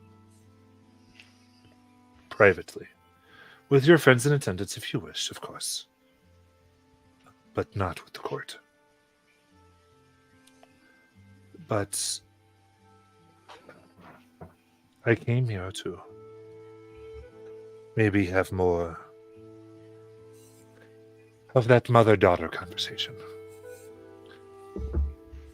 And with all of you, just you said my day. I'll not lie, as may I. Always thought the most dangerous thing was for you to learn of us. And I did a lot of hard work so you wouldn't. So that you'd be safer and we could make you. And now all of that doesn't matter. Everything I did is pointless. So I'm dealing with that. But please know, as you see your mother dealing with this, it takes everything for me not to burst into tears in joy at being here in the same room with my daughter and her friends, sharing tea.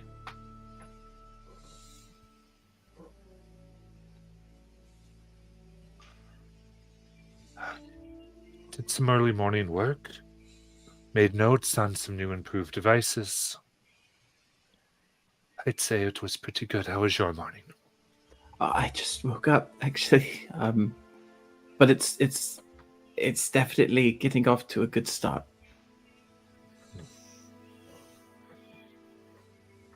I have your picture. I've never. That's how I knew it was you. Right.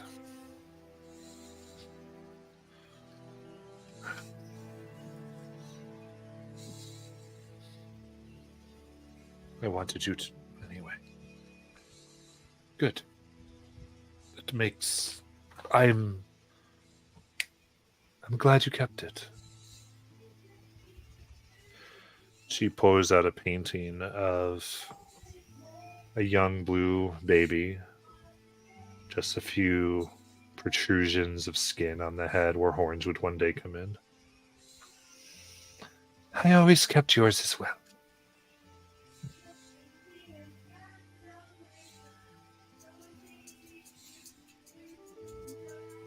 She puts it back inside her dress.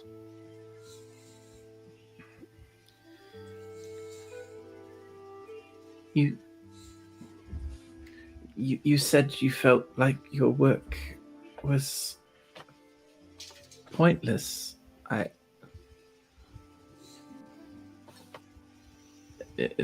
Because I came here. We live dangerous lives.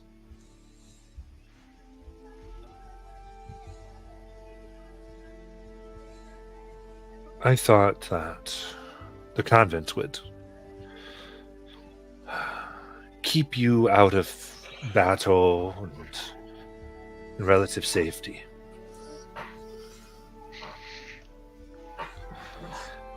Hells, we put every bandit crew I could think of on the payroll just so that they wouldn't target the convent. I did everything so that you could live a life of freedom and,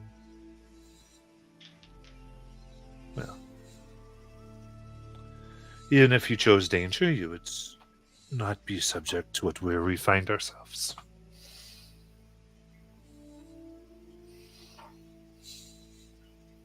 So in that, regrets probably not. Happy you're here, in one sense, but I know you have questions, and after all this time, your father and I can't bear to lie to you. So you will get them, your answers, and it's entirely probable they will put you in danger. Do you think that would make a mother happy? No. Have you lived enough yet to have joy and pain at the same time? Yes. Then you know how I feel. I hope you can understand.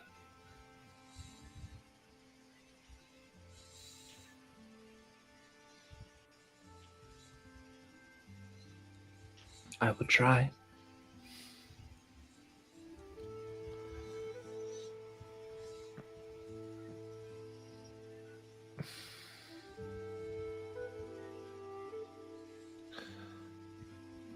Thank you for trying. It's not easy. So, any questions you have for me, Doctor? For your mother. Did the elder mother know about you?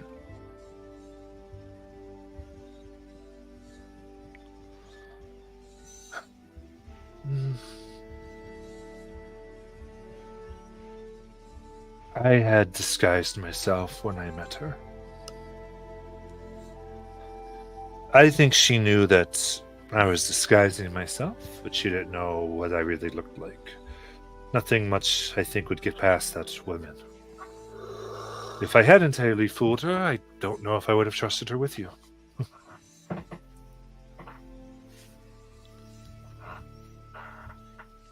She wouldn't have been able to identify me.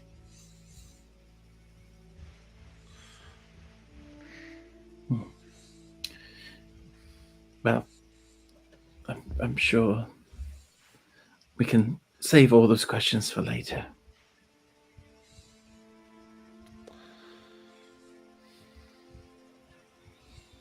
You told me to be wary of those bringing tea, and you brought tea.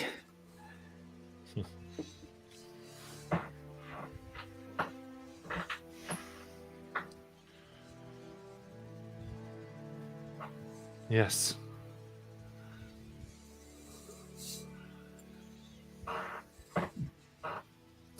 Well, I look forward to speaking to you and Father today, and of course meeting your court. I think we all are looking forward to that. Good.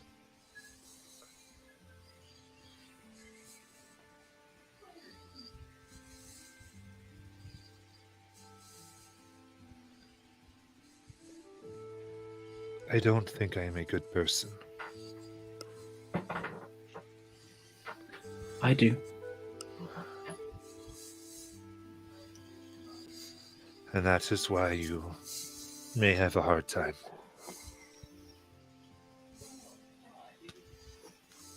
Because you only desire good people to be around your daughter. Even if they desire to be. So...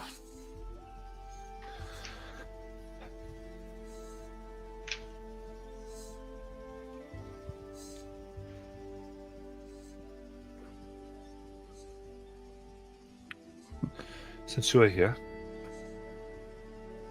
you may look at this as much as you want. And she takes out a almost otherworldly designed mithril collar. Latest model.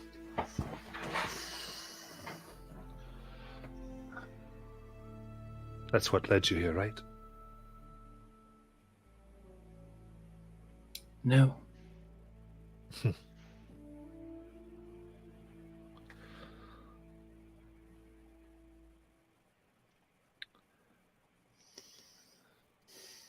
Then what? The elder mother. It was her suggestion that I come to Israel.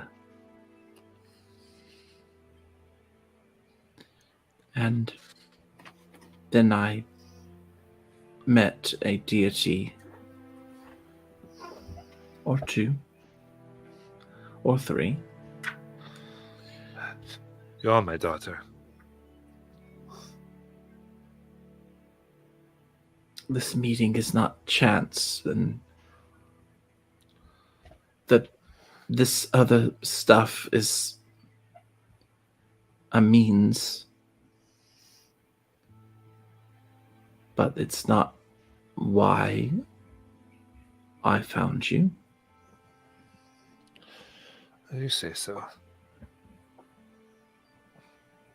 That's fine. For the rest of you, before I go, again, anything you just have to ask to get off your chest.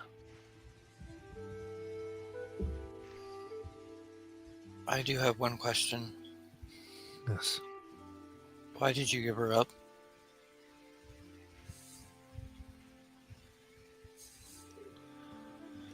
Because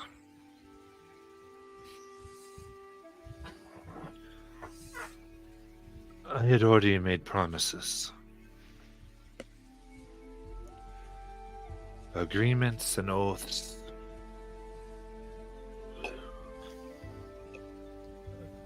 And if she was going to be with me, she would have had to bear them and those consequences. And I thought it'd be best if she could have a choice.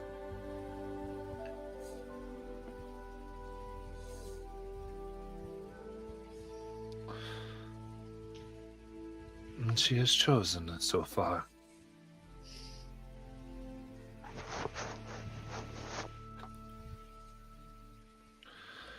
And believe me, we weren't in this palace at that time. Matt, I'm trying to ask that question. Contingency spell goes off. Mm-hmm. I've foreseen this. She gets a natural 2 on her save. Mm-hmm. I'm diving in deep to her mind to find out who she's working for. Because she brought him up. Yeah. 100%.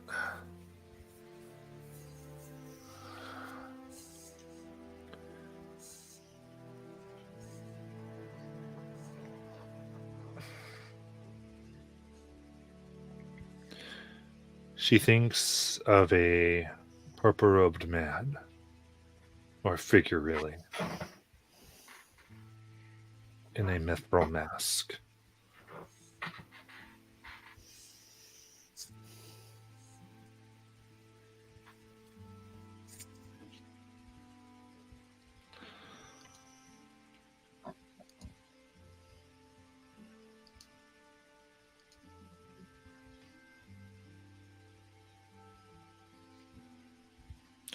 You can delve into other things. Detect thoughts is 10 minutes, right? No, it's a minute. 1 It's minute. only it's only 1 minute. Well, Critters is like really intrigued about the metal of the collar. He's just gonna look over. He's like, "Where's the convent?" Where's the convent?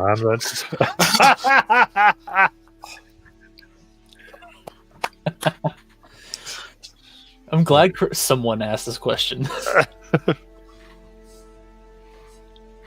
Amazing. I'm kind of half hoping Wildmount is the answer. Twilight Belt. Of course, Twilight Belt. What do you mean? Cool. What I do want to make sure you get here. Yes. The name, how she thinks of this figure, is the Wonder Worker. Worker.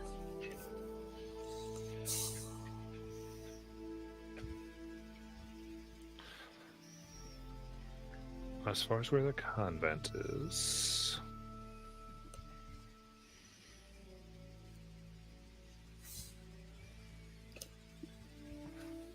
Because I did place it as much as Esme was talking about it.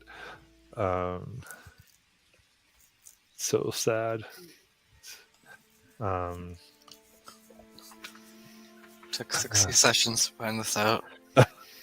No, we actually did have it pointed out in a map once in the session. Yeah, like we Yeah. did. It was in the Earth Star Peaks.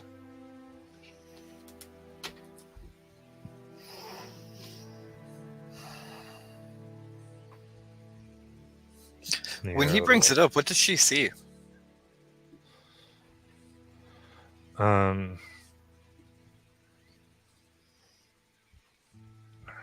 She sees a deer. Metal the clock. Oh, jeez. No, actually. She sees herself. She sees Esme running around when she was 2, tending gardens when she was 5, laughing, growing up.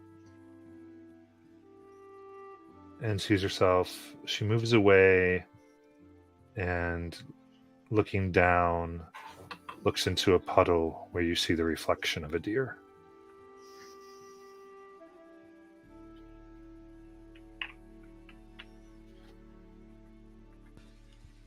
If anyone was paying attention to Shauna's face at this moment, you'd probably see a tear come to her eyes and a smile at the same time, though.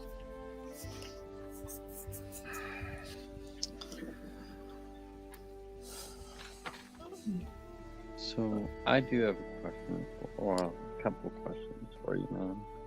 So is someone forcing you to make these collars? That is for later. And then what danger do I need to protect Esme from that you're talking about might come on her knowing this stuff? The good night. We have enemies. And they can have ears and can get in many places. But,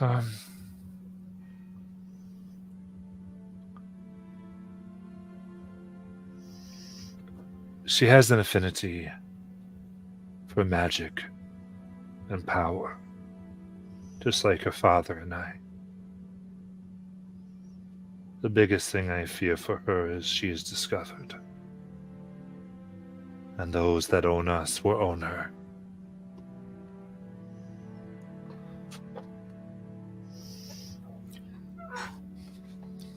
While she's discussing this, Azok has his eyes on the collar that she put on the table, and with 2 fingers is going to touch an edge of it and use Mystic Conflux to identify it. Okay.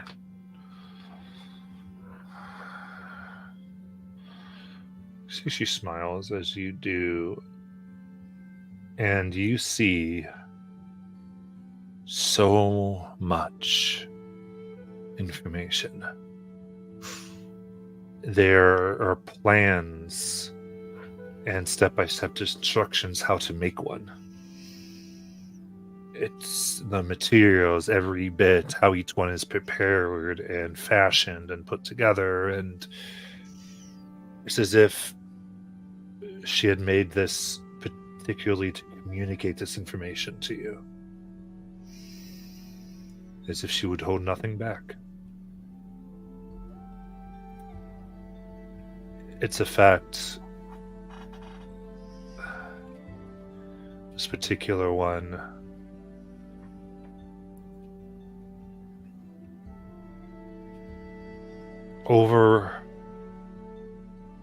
makes someone subtle to suggestion. Can be triggered from a distance to deal massive amounts of psychic damage with the intent to either severely harm or kill the wearer, and to ultimately hold 7 commands or bands per the Gesh spell.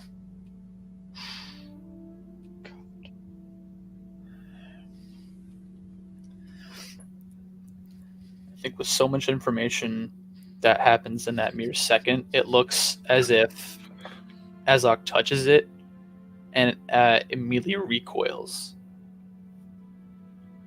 And there's like a shiver on him.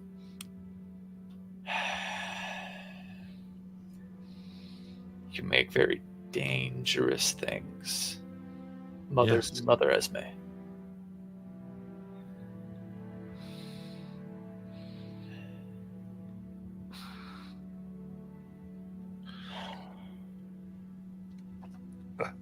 Do not take that from this room. We will collect it when you leave here. If you do.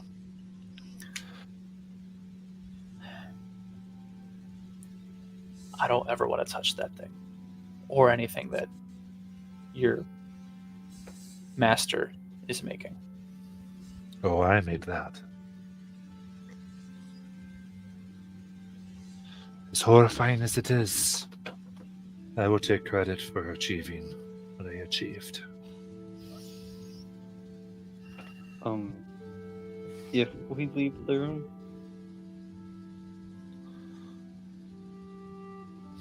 If you leave here, in other words, it is not yours to keep.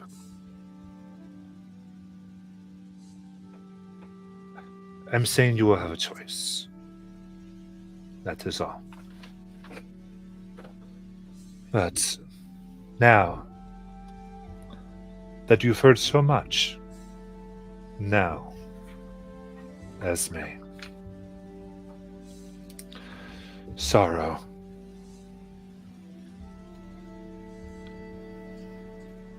may we still hug? Yes. And she hugs you deeply and firmly. At that moment, Shauna drops the detect thoughts and does a sending to her and goes, I'm sorry for my ill intrusions, but she is my sister, and I will always watch out for her. Even if you're her mother, she's family to me.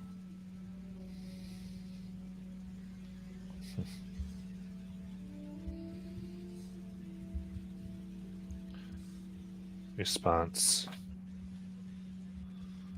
It's cute that you think your manipulation of fate could have made me do anything I didn't want to.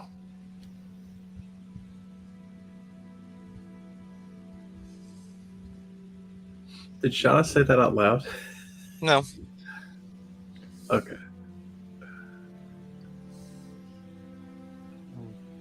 by the way, just one last quick question. Oh, am I not hearing someone like I should? Oh, you're great. Okay, so I thought Matt was trying to talk. Oh, he was trying to talk.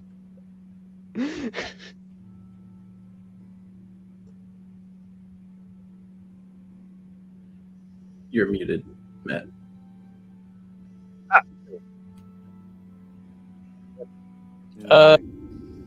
No? Mic problem. Oh, No. Yep. There we You're go. there we go. Okay. Go ahead.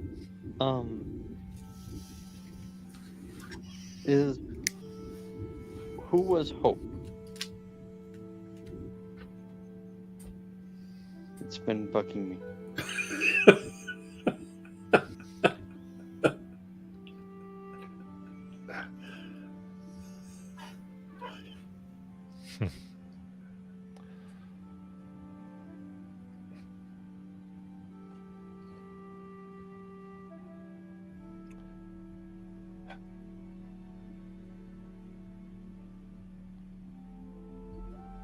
Esme.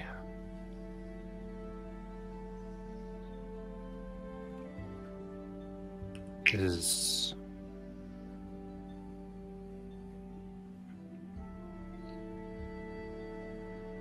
made of two draconic woods, one for sorrow and one for hope.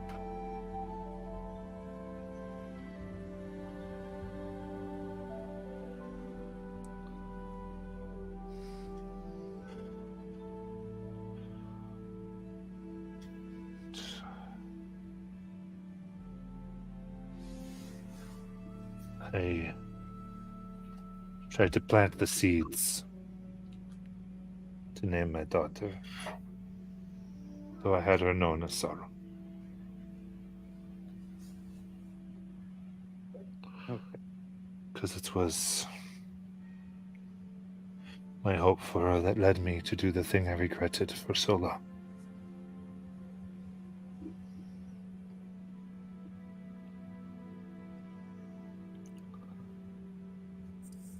She wipes a tear. And actually, as the tear comes, almost freezes on her skin, and she almost peels off this ice and throws it off.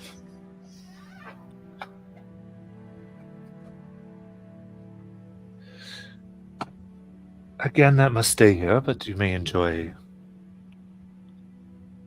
the grounds.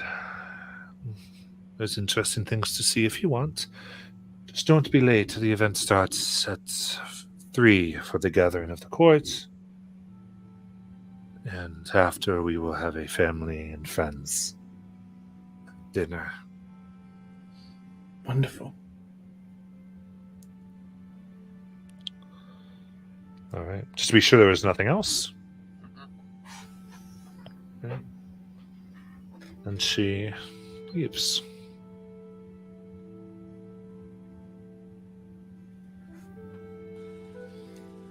Esme, she's lovely. She cares about you deeply. And she's always kept her eye on you.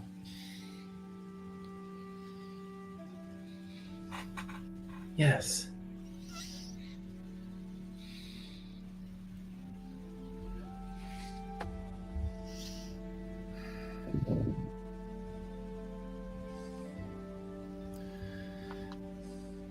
That's it? Just yes? No, Your mom. I'm processing a lot of that. It was a lot. Oh, of course. Do you know she actually watched you grow up?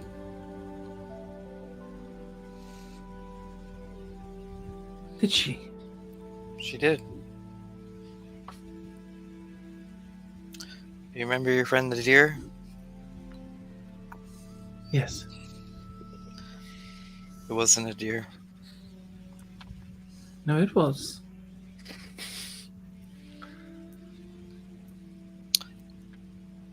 Yes.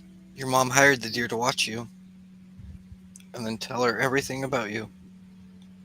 Really? Yes. She can speak to animals. Yes. I really hope she can.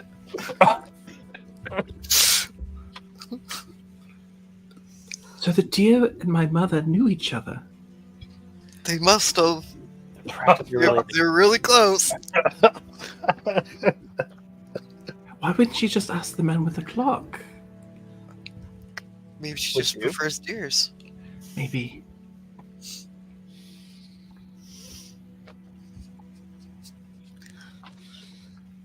I'm happy for you though, Esme. You found her. I know, and it's great news, and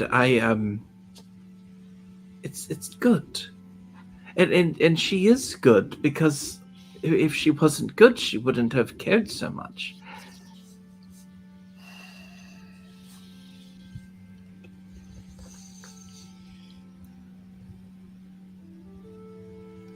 So it's good.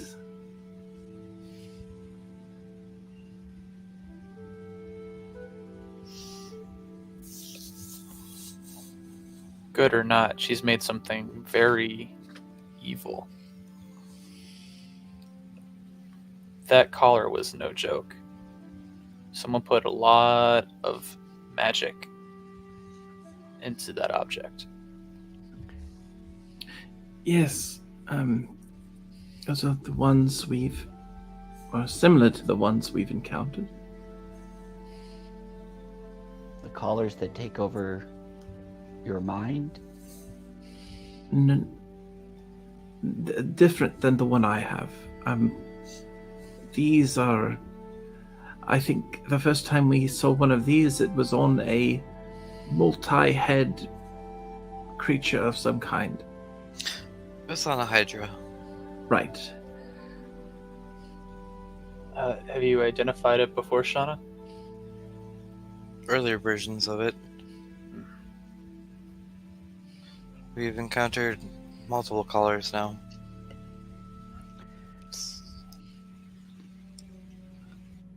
Well, I wouldn't. The magic itself is just magic. It's the way you use it that determines whether or not it's good or evil. I agree. Quite true. And But if monsters weren't enough, these can be used on people. And if the creator wanted to, can eliminate them from a distance. That's the scope of its power is beyond subjugation. the question remains: why? Where is the? Why? It's not But- why, but it's who. What do you mean, who? She's not the one behind it. Oh, Correct, and yes. she's working for somebody for it, and they're the ones doing it. Yes, who? And I think at this moment, Sean is going to spend an action to castrate telepathic bond, and then in everybody's head, they're going to see a man in a mask. She's going to give the name of what she heard. This is the one behind it. And what does he look like? Just a man in a mithril mask. Purple robes, hooded. Do those purple robes look familiar at all? From what? From the purple robes from Kithrick's men in the library. Are those different purple robes? Kithrick's. Good, thanks.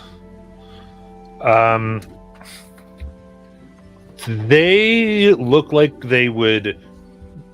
The robes you saw in Kithrax look like they might be some type of homage to these robes. What's the name again? Is it Kithrak or something else?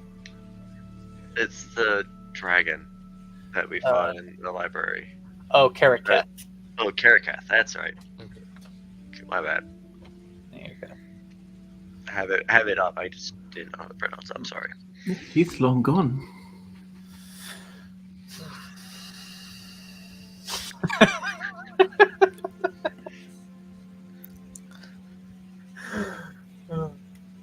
Yeah, I sure hope so. That dude hurts.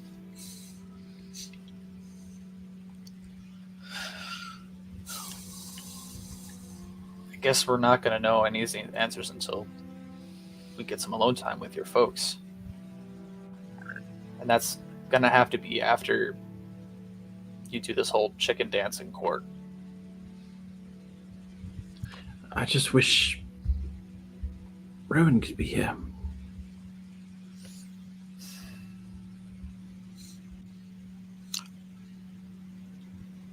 I mean, he technically could. No, More people here.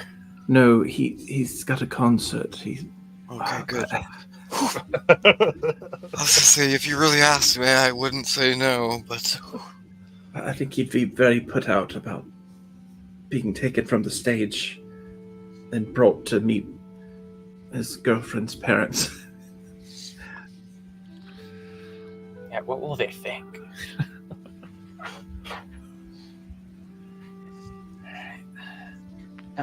Despite Azok's negative attitude, being a debutante can actually be a lot of fun, Esme.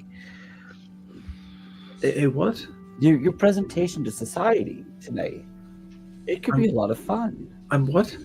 Negative attitude? Debutante. You get to enter court and be formally presented. I assume your mother would sponsor you, and Sponsor me? and you would be formally introduced to Royal Society. That's going to be a lot of fun.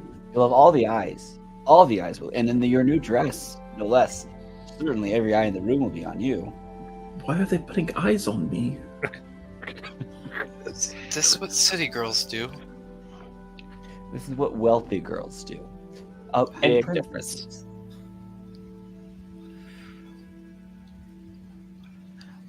You're Have wealthy you- now, Esme. What? Keep What- going, what? Critters. What's good? Have you done one of these before, Charlie? No, from time to time. I mean, it's really easy. You walk out in your pretty dress. You curtsy before the sovereign or the king and your father in this case, and you make sure to back away. Don't turn your back to him. You'll dance with a few different people. I mean, if this is traditional in any way, and it'll be a lovely evening or afternoon. Charlie, are you formerly royalty? No. But I've been to 1 or 2 or 5 of these. So how do you curtsy? It's simple. And Charlie demonstrates an elaborate curtsy that's a little over the top. And I have to do that. Oh yes, wearing the fancy dress and the heels, of course. When do I do that? Why is that expected? What purpose is that serving? Well, I mean, I don't really know. Do you think they'll have trumpeters that, blow their horn and announce you entering the room? Oh God, I hope not. Really, there should be an attendant that comes by and gives you the rules. Oh, there was. It was a man, a candle. He spoke and sang, but I got rid of him.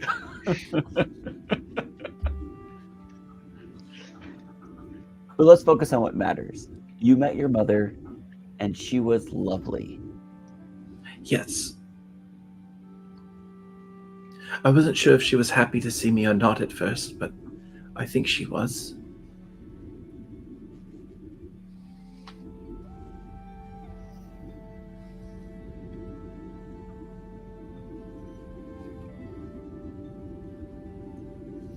What do you mean I'm negative?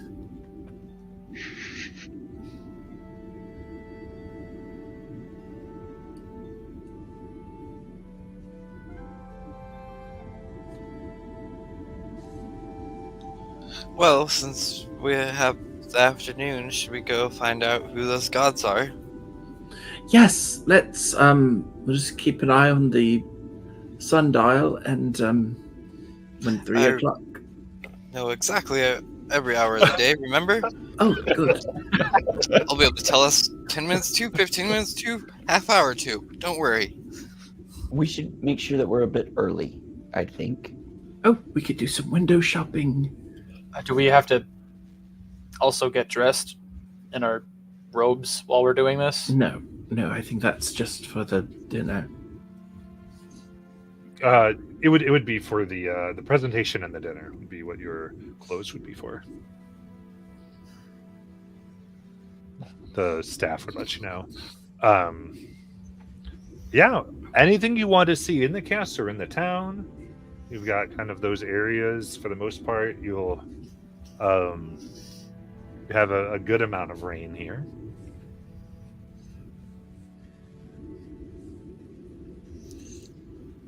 Yeah, go check out some gods, see if we see anything interesting. Maybe a couple purple robed people that we happen to find. I don't know.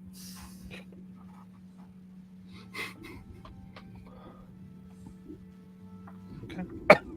So where to? Like, what's the biggest? We can do this. Do you want to go to the temples?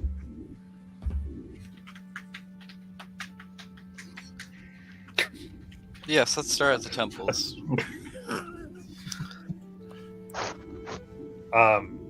Okay. To make it, yeah, I think anyone can choose one, or we could do, I guess, kind of how much you want to do here. So, but you do have time. Shauna will put on her habit.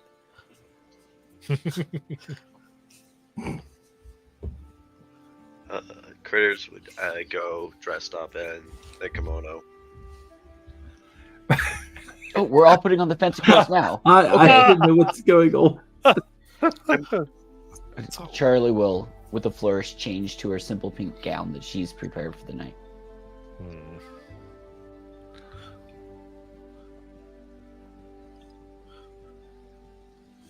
Okay. So. Let's see.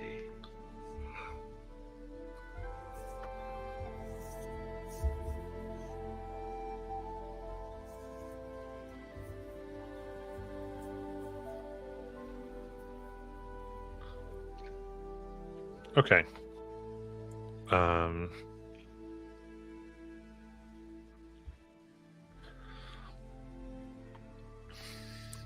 So there was the temple to Anam Dayankastra. So there are two separate ones. Anna and Kastra. Then I believe there was Karantor, Stramnas, and Thrym.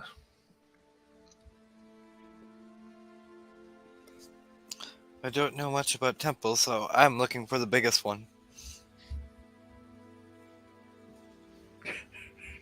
Yeah, no, that's actually really smart. Charlie does know a lot about religion. She would want to learn about the Zeus of the pantheon, the king of the gods. If this is a different group of gods.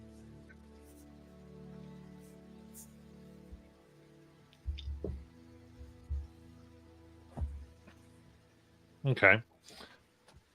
I would say getting kind of the pamphlet at Amnon's temple.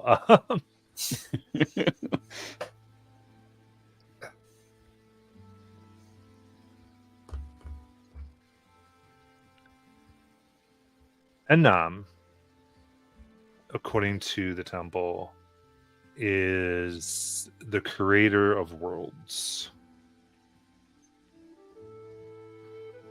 Of everything that existed. And the believers say that every other god in existence populated the ones that Anna made. That while each one brought their creations and their peoples or individual gifts to it, it was Anam who struck the foundations of each and truly made each one.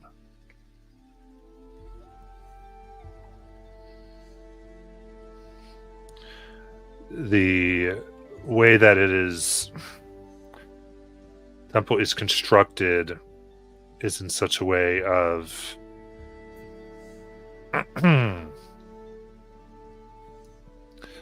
for knowledge and learning. You see libraries and books of people trying to figure stuff out, and the sense of not so much worship of Anam, but trying to be like them.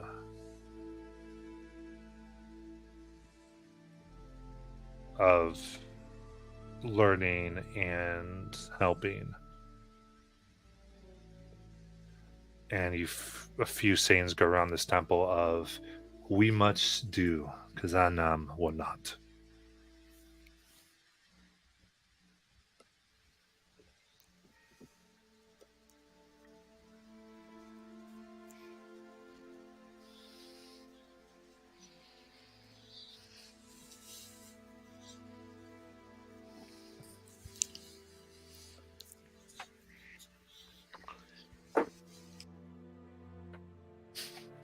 Well,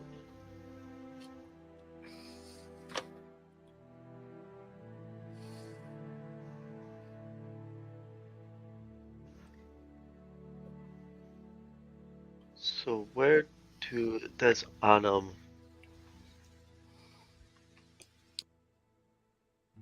What is one of the Anam's oldest stories? I'm trying to place. Curse will go up to a priest, and I don't understand where Anam lies in this world. Like, what's Especially in relation to the other gods. We know Yeah. the Palors, the Bahamets.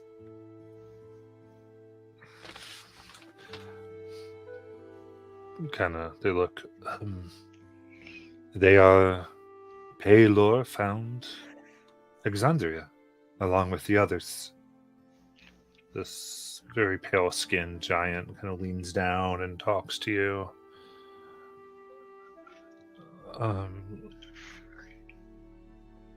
He made this place like he made all places, and other beings morphed and shaped. For here, we believe he struck into the plains to make the primordial chaos. And it was that beauty that he admired the most before it was tamed.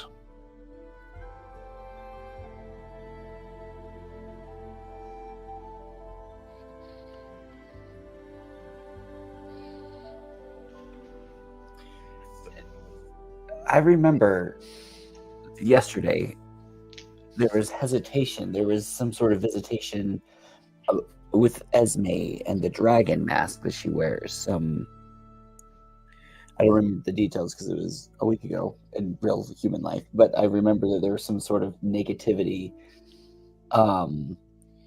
warning or something like that.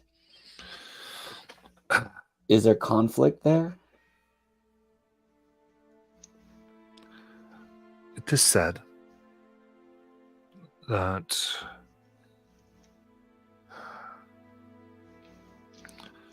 they point to Goodnight, Bahamut.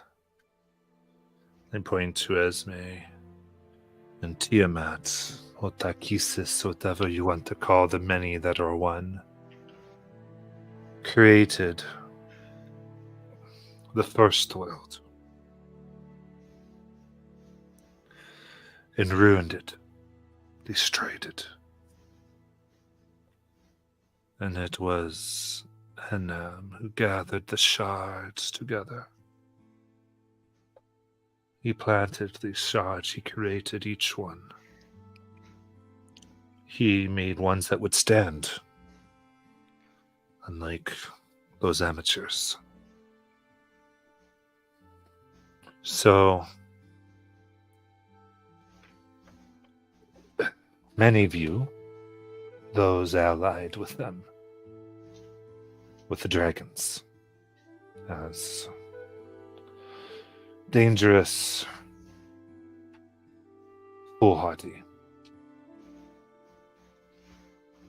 just like Bahamut, just like Tiamat.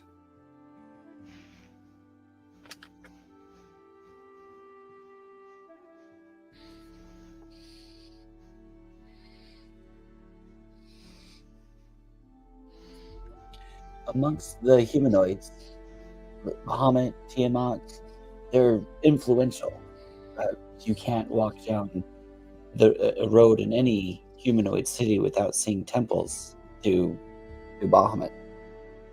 But Anam is not worshipped by the humanoids, or at least by most. Does he not accept worship from the small folk, or? I think you said it best. They have the influence. Do you know why? Because they're influencers. Bahamut and the others, they can't help but touch, interfere. And because of their touching and their prodding,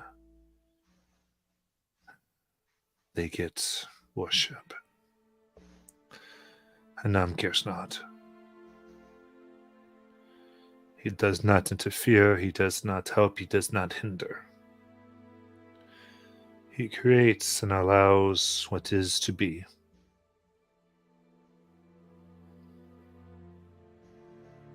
Therefore, there are few who hold that to be idyllic or worthy.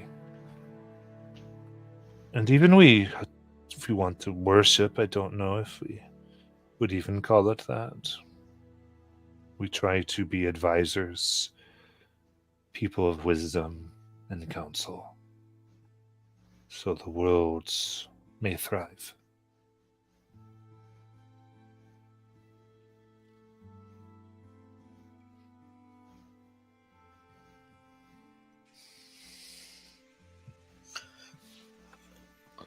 I have one thing I must ask. I've been to most continents on Exandria. I've seen most places. I've never been somewhere, and she'll point up to the castle, that still has one of these active, that's so free-ranged with the use of magic runes.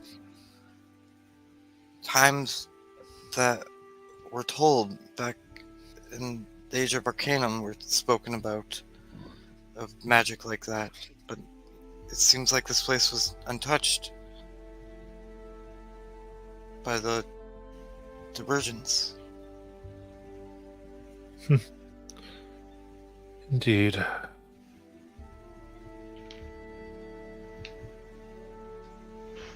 At that time, a follower of Anam led the people, and thus decided it was not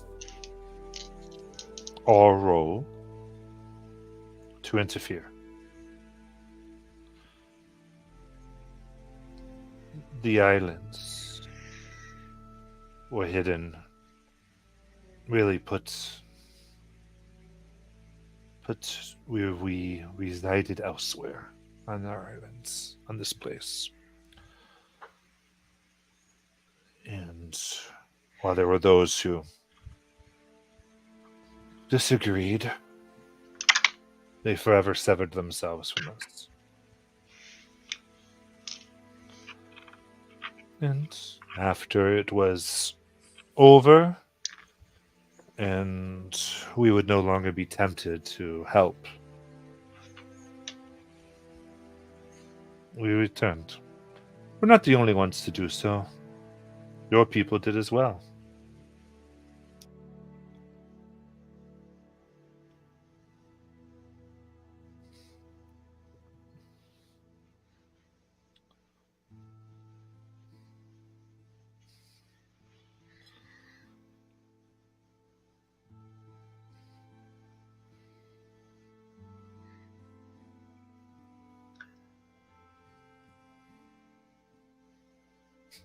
Anything else here?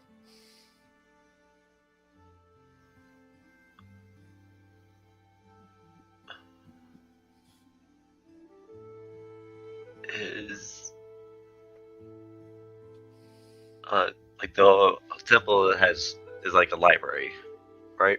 Mhm. Is all this knowledge you give free for those to read? Oh, yes. Yeah. Please, as much as you'd like. Yeah. I guess Curtis is just gonna wander a little bit and just looking down the halls. Just he'll just walk into a random bookshelf and pull out a book and just start reading it.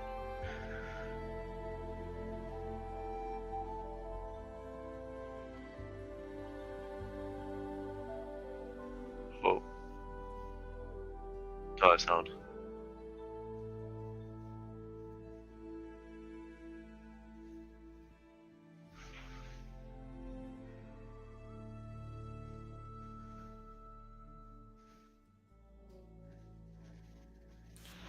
All right. How's that?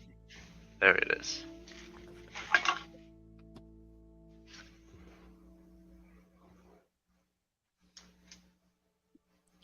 Anything else somebody wants to do?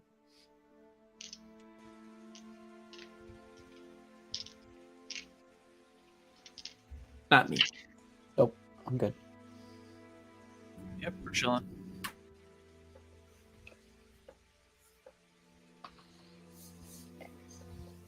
Okay.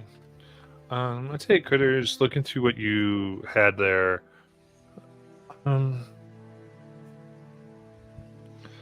Mostly, talks of, it's odd. It's more about decision making. It talks of how to think and evaluate. Almost like a philosophy tome.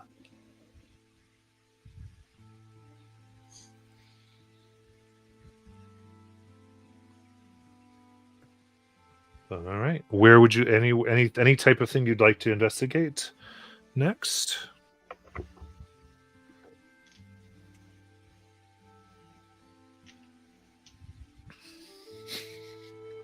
If you're done being on the town, that's fine. Just want to know.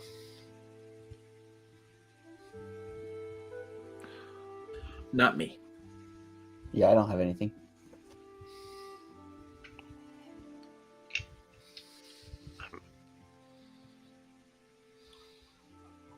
I'm good, yeah. Same. Okay. There's a lot of excitement. It was funny. It was like, we'll sit down. Nope, we're good. Very cool. Yeah.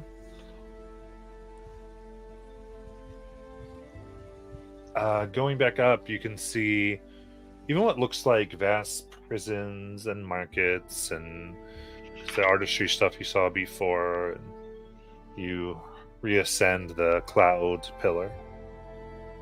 And you wish to get ready and go to the opening? The debut of the Esme? How much access do we have to this cloud castle? Well, only one way to find out.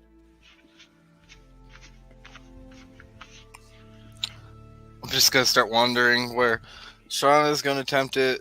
She's gonna see if she can get as far, but she knows where the engine room was on hers. She just wants to go look. Absolutely.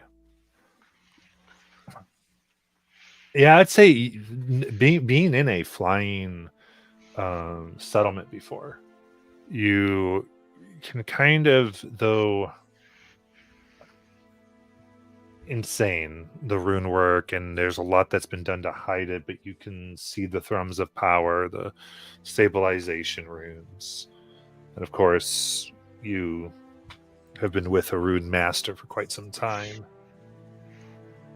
and you're able to find there, and any look that you give, there's, they look at you and nod. And some places you go, you get a little bit of a following of people. And certainly in the engine room, you have been followed by two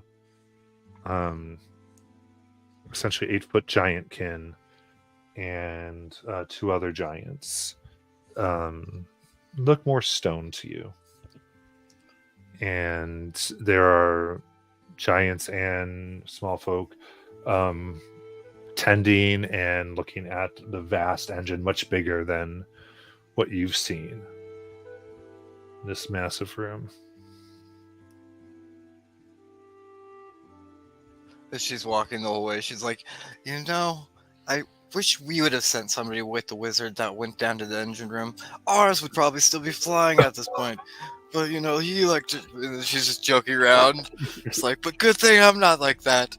Ha ha ha. She just pats one on the side, elbows him up. But, yes, and then she scopes around, I think, just takes pictures in the mind of the runes and everything. Of, the sketching, so she can write them down eventually and send them to Gothic. And then she just is, do they look like they're so this is going to be a weird question. From how much they're making and everything, if Shauna was able to convince them, do they have enough to give away to make theirs run again? Because this place has been so untapped. She's just curious. That's she's wondering if they figured out. Yeah. I think from what you've gathered, you could get from the conversation in the temple how difficult that might be. But as far as resources, yes. That's they have mainly the resources. They'd have the ways to help fix it. And then I think she'll go and come back to the group and go, Mother Esme, your father and mother, for what they've done, they have managed to keep a relic untouched with the help of these people. Yes, they're very crafty. Yes, crafty. Oh, that's hilarious. Get it? Because they craft. There's an audible eye roll from behind the group.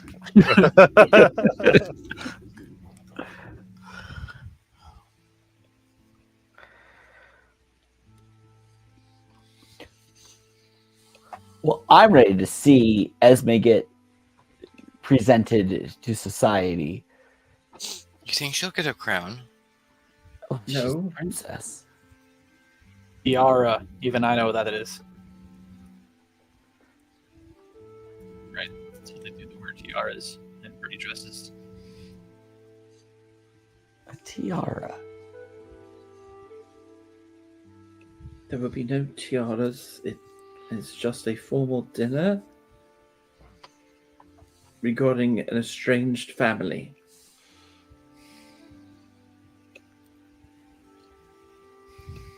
I'm willing to bet 5 gold she gets a tiara placed on her head before dinner. Oh, absolutely. There's gonna be a tiara. I'll take that bet. All right, cool.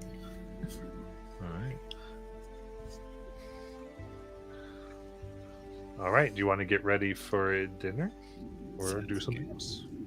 Absolutely. She'll go get ready. Okay. Get decked out in all your special clothes that have been made for you. Your fiery symbols. And make your way. You're escorted there. There are guards, but most of them are more formal dress uniform and armor than anything that would be more for guarding. Though there is a ready for combat one with you, and you see others that are being escorted.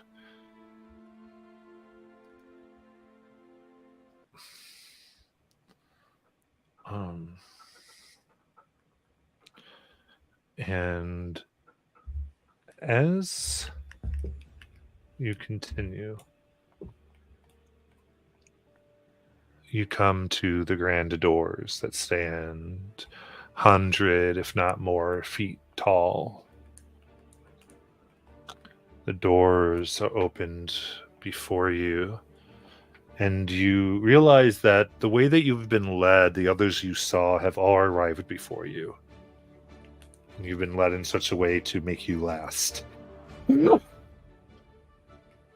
And as they open, you stand upon a high balcony with stairs that go down about 600 feet to a grand ballroom that might be a mile long.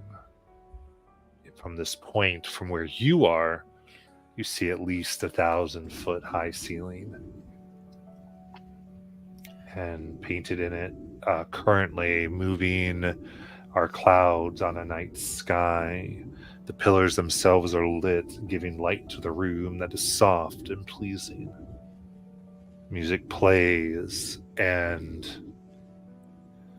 these drones of giants, 2 with pinkish skin, 2 with skin of red, drone in this chord that resounds through the hall as all eyes turn and look. Another voice announces, Esme and company. Charlie will telepathically talk to Esme. You've got this. You're going to be beautiful and amazing. Take a bardic inspiration. Don't fall down the stairs. Presenting the daughter of the king. Her close confidant, Shauna. The guardian, good night. And dear friends, Marvelous, Critters, Charlie, and Azok. It's gonna take us like half half an hour to go down these steps, guys. Maybe they have to read a story about us. I don't know.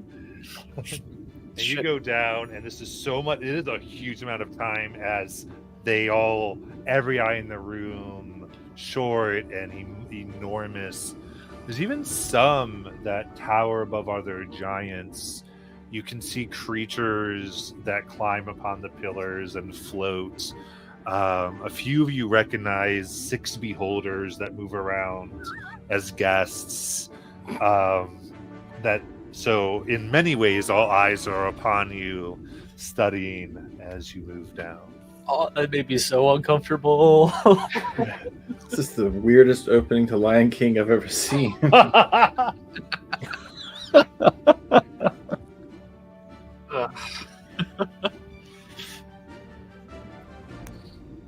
I could just wild shape into a giant eagle and make this a whole lot easier. So, what should we talk about on our way down? Do you think by the time we get down there, it'll be dinner? Probably. I guess, am I supposed to be smiling and just like put on a smile? And wave. Wait. This is a lot of exertion on everybody trying to get down. Like, we're working up a sweat, so I feel like As you do that, there's like a few that come down and talk to you, like some of the floating heads that have eyes floating around them. Like one big eye and then the teeth. Hey, I'm pleased to meet you. I am Lord of the Works. It's good to me to meet the daughter of the one who we admire so much. It is a pleasure to meet you, good sir. You see there's floating eyes all around them that move, and like each eye is in front of you as the big base the eyes float around is just staring at Esme. Please, call me thanks. And if there's anything I can do for you, let me know. Thank you, thanks. Thanks you! And they move up. Oh God. how does God's creation even make something like this? I am boggled. What is that thing? He said he was Lord of what? The Works? The Works, yes, Lord of the Works. What is he working on? He's got no hands. He can't make anything. They're working on it. Oh, I walked into that one.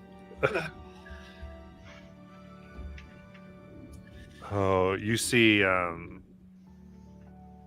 coming to the sides of the staircase, one on each side, you see that two large women, each one about 60 feet tall, get it so their heads are near you as they go, so good to have another woman at court. And your friends, well, of course, we love the men in many ways.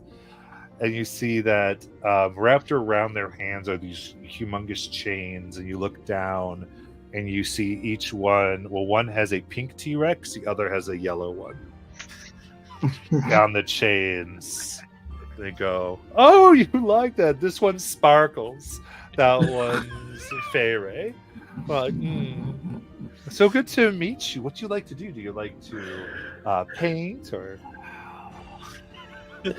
Where did you come up with a name like that? Like what? You don't like my pet's name? I do, actually. I love your pet's name.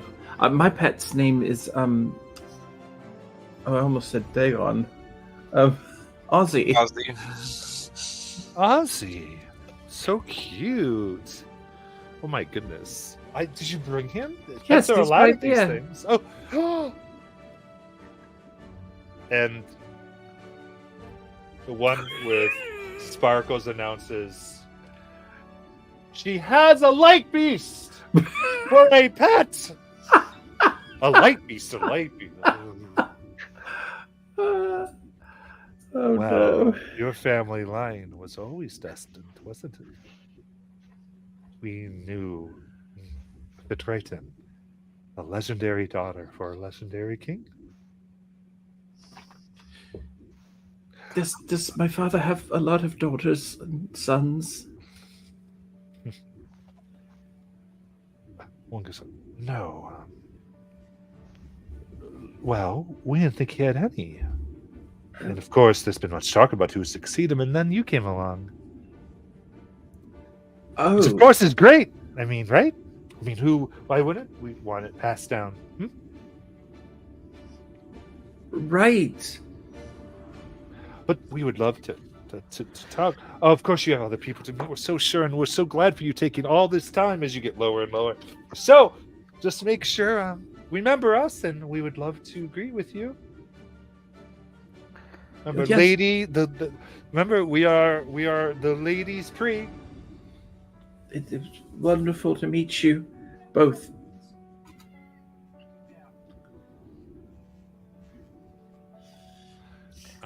And then you hit the floor, and here there's almost this breath of fresh air. There was other giants, different names coming out at you, almost overwhelming. Their voices shaking a little bit. The floor beneath you. You finally get down, and by necessity, the small folk rule this area, so as people do not get accidentally squished.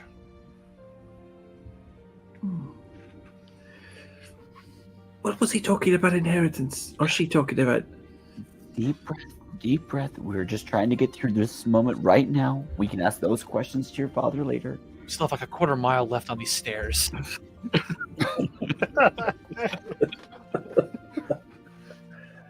You know, this actually reminds me. Did I ever tell you about the time I went to Vasselheim and had to go to the temple of, well, it was then Palor, now God. It's the temple of someone, Serenray. And the step took ages to go up. It took half a day just to get up the stairs. And Marvellus came with me once, and I could tell he did not like that at all. I must have gotten the same architect for these things because this is awful. Yeah. Is there anything? This is a party. There's many things that one could do. Is there anything some of you would like to do? I especially want all these scenes everyone can interact with, not just Esme. So I just want any of you to be able to do things that you'd like to. I'm interested in finding out how long Esme's father has been king. This feels like an ancient city, but he doesn't seem like an ancient king. Does that make sense? Mm-hmm. How does... Give me a persuasion check to get the goss. Absolutely. 23. 23. You find yourself up in a dance with a handsome elderly gentleman who you think would know these things. And dancing and asking your questions, you'll be able to tell you. This is Chieftain Tarek.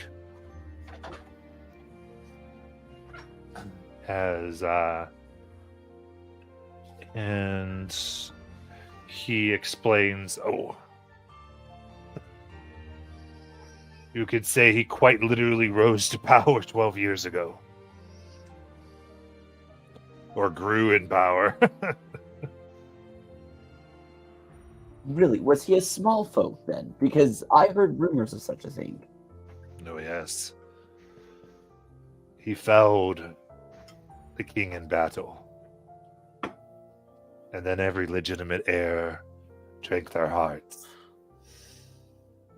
And thus became, well, what he is.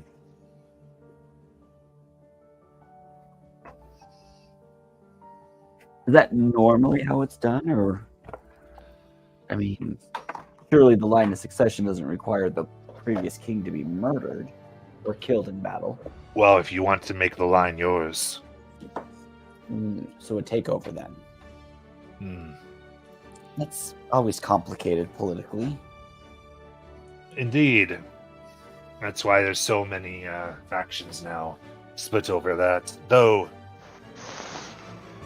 the ones that tend to be loyal to him did not like the king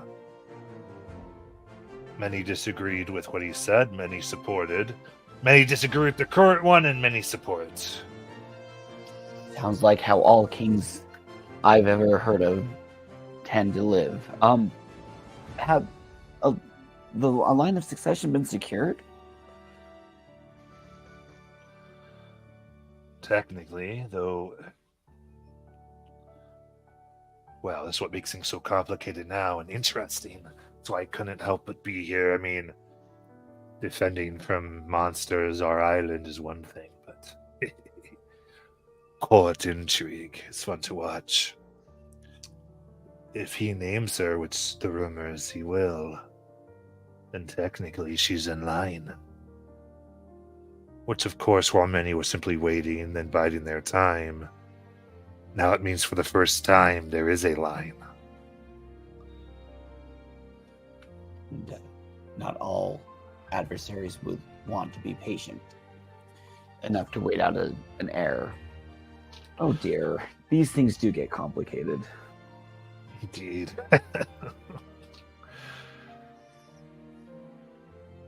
And those were my questions. I'll pass that along. I have a psychic connection with Esme, so I'll kind of trickle. You do that directly to Esme? Oh no. Just little bits of information like, if your father names you, there's a chance that you'll be viewed as the heir. He already named me. Well, congratulations.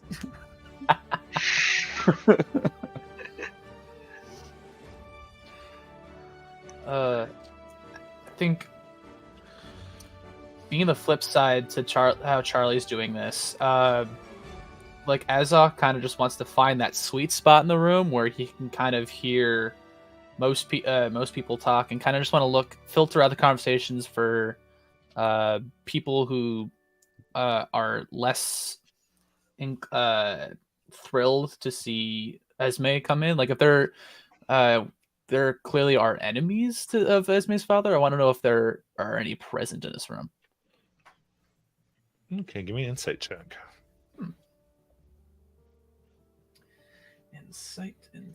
Insight. 14.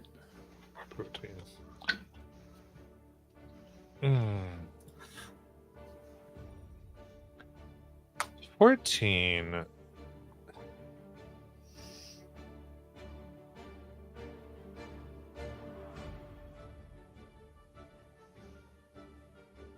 Whoop, can't hear you.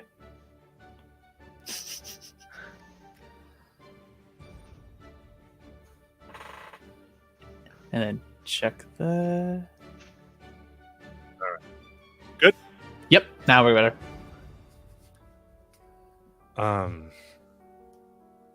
What tips you off are some servants who just their attire is a little off, not quite, just patterns slightly different.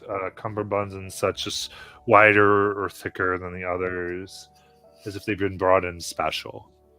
And they all seem to be taking drinks to one area. And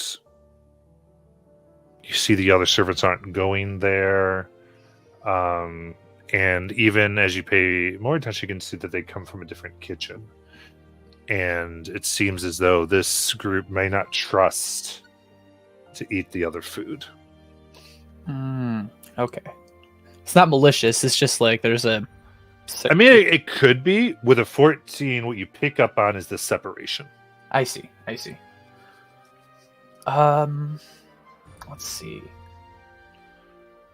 I don't know where Critters is in the room, but I feel like Azok would kind of be the choose Critters to be the first person to know, because I feel like if anybody can stay hidden for long enough, it probably would be Critters. So at one point while we're socializing, Azok will kind of just tap Critters on the shoulder and show him the separation of some of the servants, saying, it's not a lot to go on, but I would like to keep an eye on them specifically. All right, I'll go find out which one has the better food, and crews will make off to the wherever they're coming out of and try and sneak some food off of them. Give me a sleight of hand check. I'm going to use my Kenku Recall to give myself advantage. Let's go. Oh, thank God I did, because I rolled a 1 and a 4, and that's an 18. Nice. Okay. Their food does not taste as good as you think the other food. Are they? Is it both like certain, the same kind of giant skin this food, or is it like? Is there a way to distinguish? Which All part? around, they seem to be commingling Okay. as far as types. It's more of a society rather than a lot of tribal things. Though some do look like they may form tribes, it doesn't seem to be by like racial giant type of stuff. Mhm. Though what you can pick up are the ones in this area. You hear them give like the kind of their tribe names of those of the Dunshome and the Sivakar.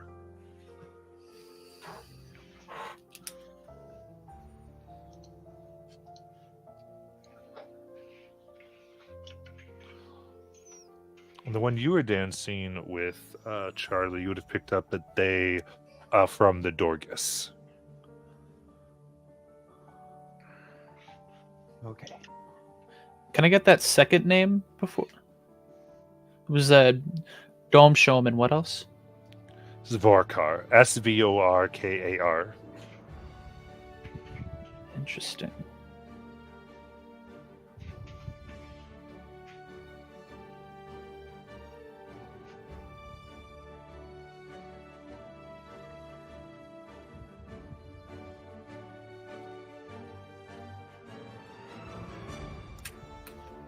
Okay. Yeah. Curse would go back and report back. They have the better food, with the mouth like full still. Oh yeah. Stupid society types are always doing that crap. All right. I'm gonna go find the wine.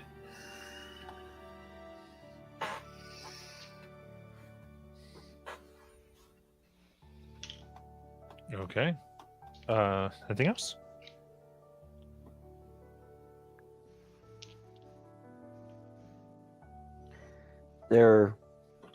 We have a rare telepathic bond, I believe, right, Shauna? Mm-hmm. Correct. Is there any information we want? So Charlie asked that through the bond. Yeah, through the bond. Like, are we? Like, is the plan to seem like we enjoy ourselves? Or are we here to like fish for stuff? That's kind of what I'm asking. Is there? Yeah.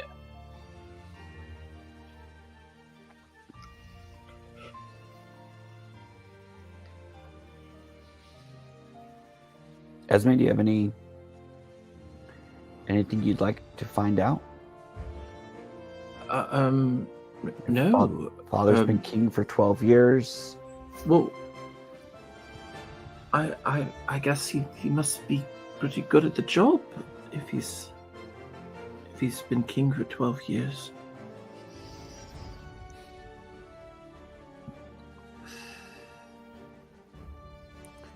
Well, society seems to be thriving. Is there something you wanted to find out? Oh no, I'm here to help. Maybe the last time this old man brushed his teeth, but don't tell him I said that. Stay away from the hors d'oeuvres that are being served. They're half-assed little craps. Apparently, they're serving lesser food to some people, and they're saving the better food for specifics. Some kind of social hierarchy kind of thing. Well, that's actually fine because we'll be eating later. there's a lot of time between now and later. Is it a social hierarchy thing, or is it a lack of trust thing? Yeah, little column A, little column B. I don't think everybody's thrilled to have Esme's father on the throne. Everyone's bound to make an enemy of somebody. Right, and Esme, should you allow yourself to be named heir, that intensifies the problem. I didn't come here to become an heir. I wanted to meet them. I have a future in the Sinkhorn, so You might need to talk to your dad about that before things get official.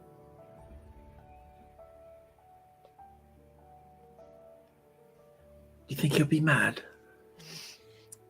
It looks like it's leading up to it. I hate to see a pissed off giant. Especially if he's a king among giants. Think about it. Is my father a giant?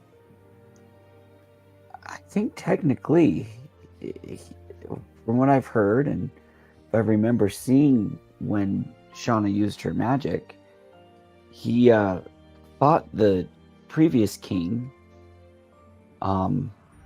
After killing him, he ate the king's heart, if I remember correctly, Yeah. and inherited his powers, or absorbed his powers, and with that came his giant stature.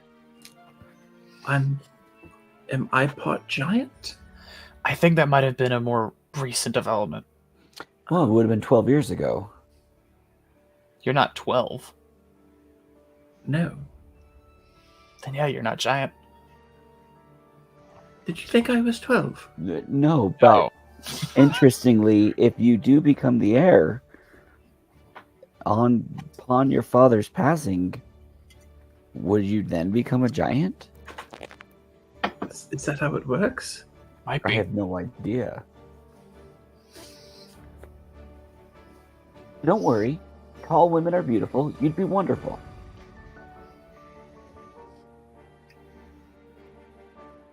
I didn't come here to become an heir, so it hardly matters anyway, so. Besides, he's probably going to be king for a very long time. That's true. And at any point, you probably can always step down And- from the throne. Giants outlive tieflings. That is True. true. Huh.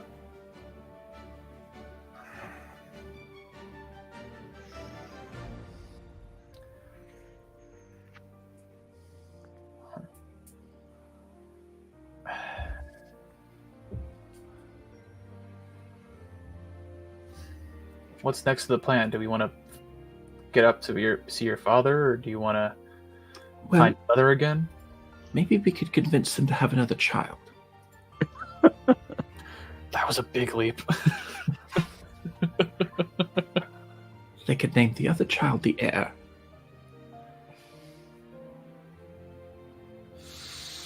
Okay, I'm overthinking this. Yes, your plan works.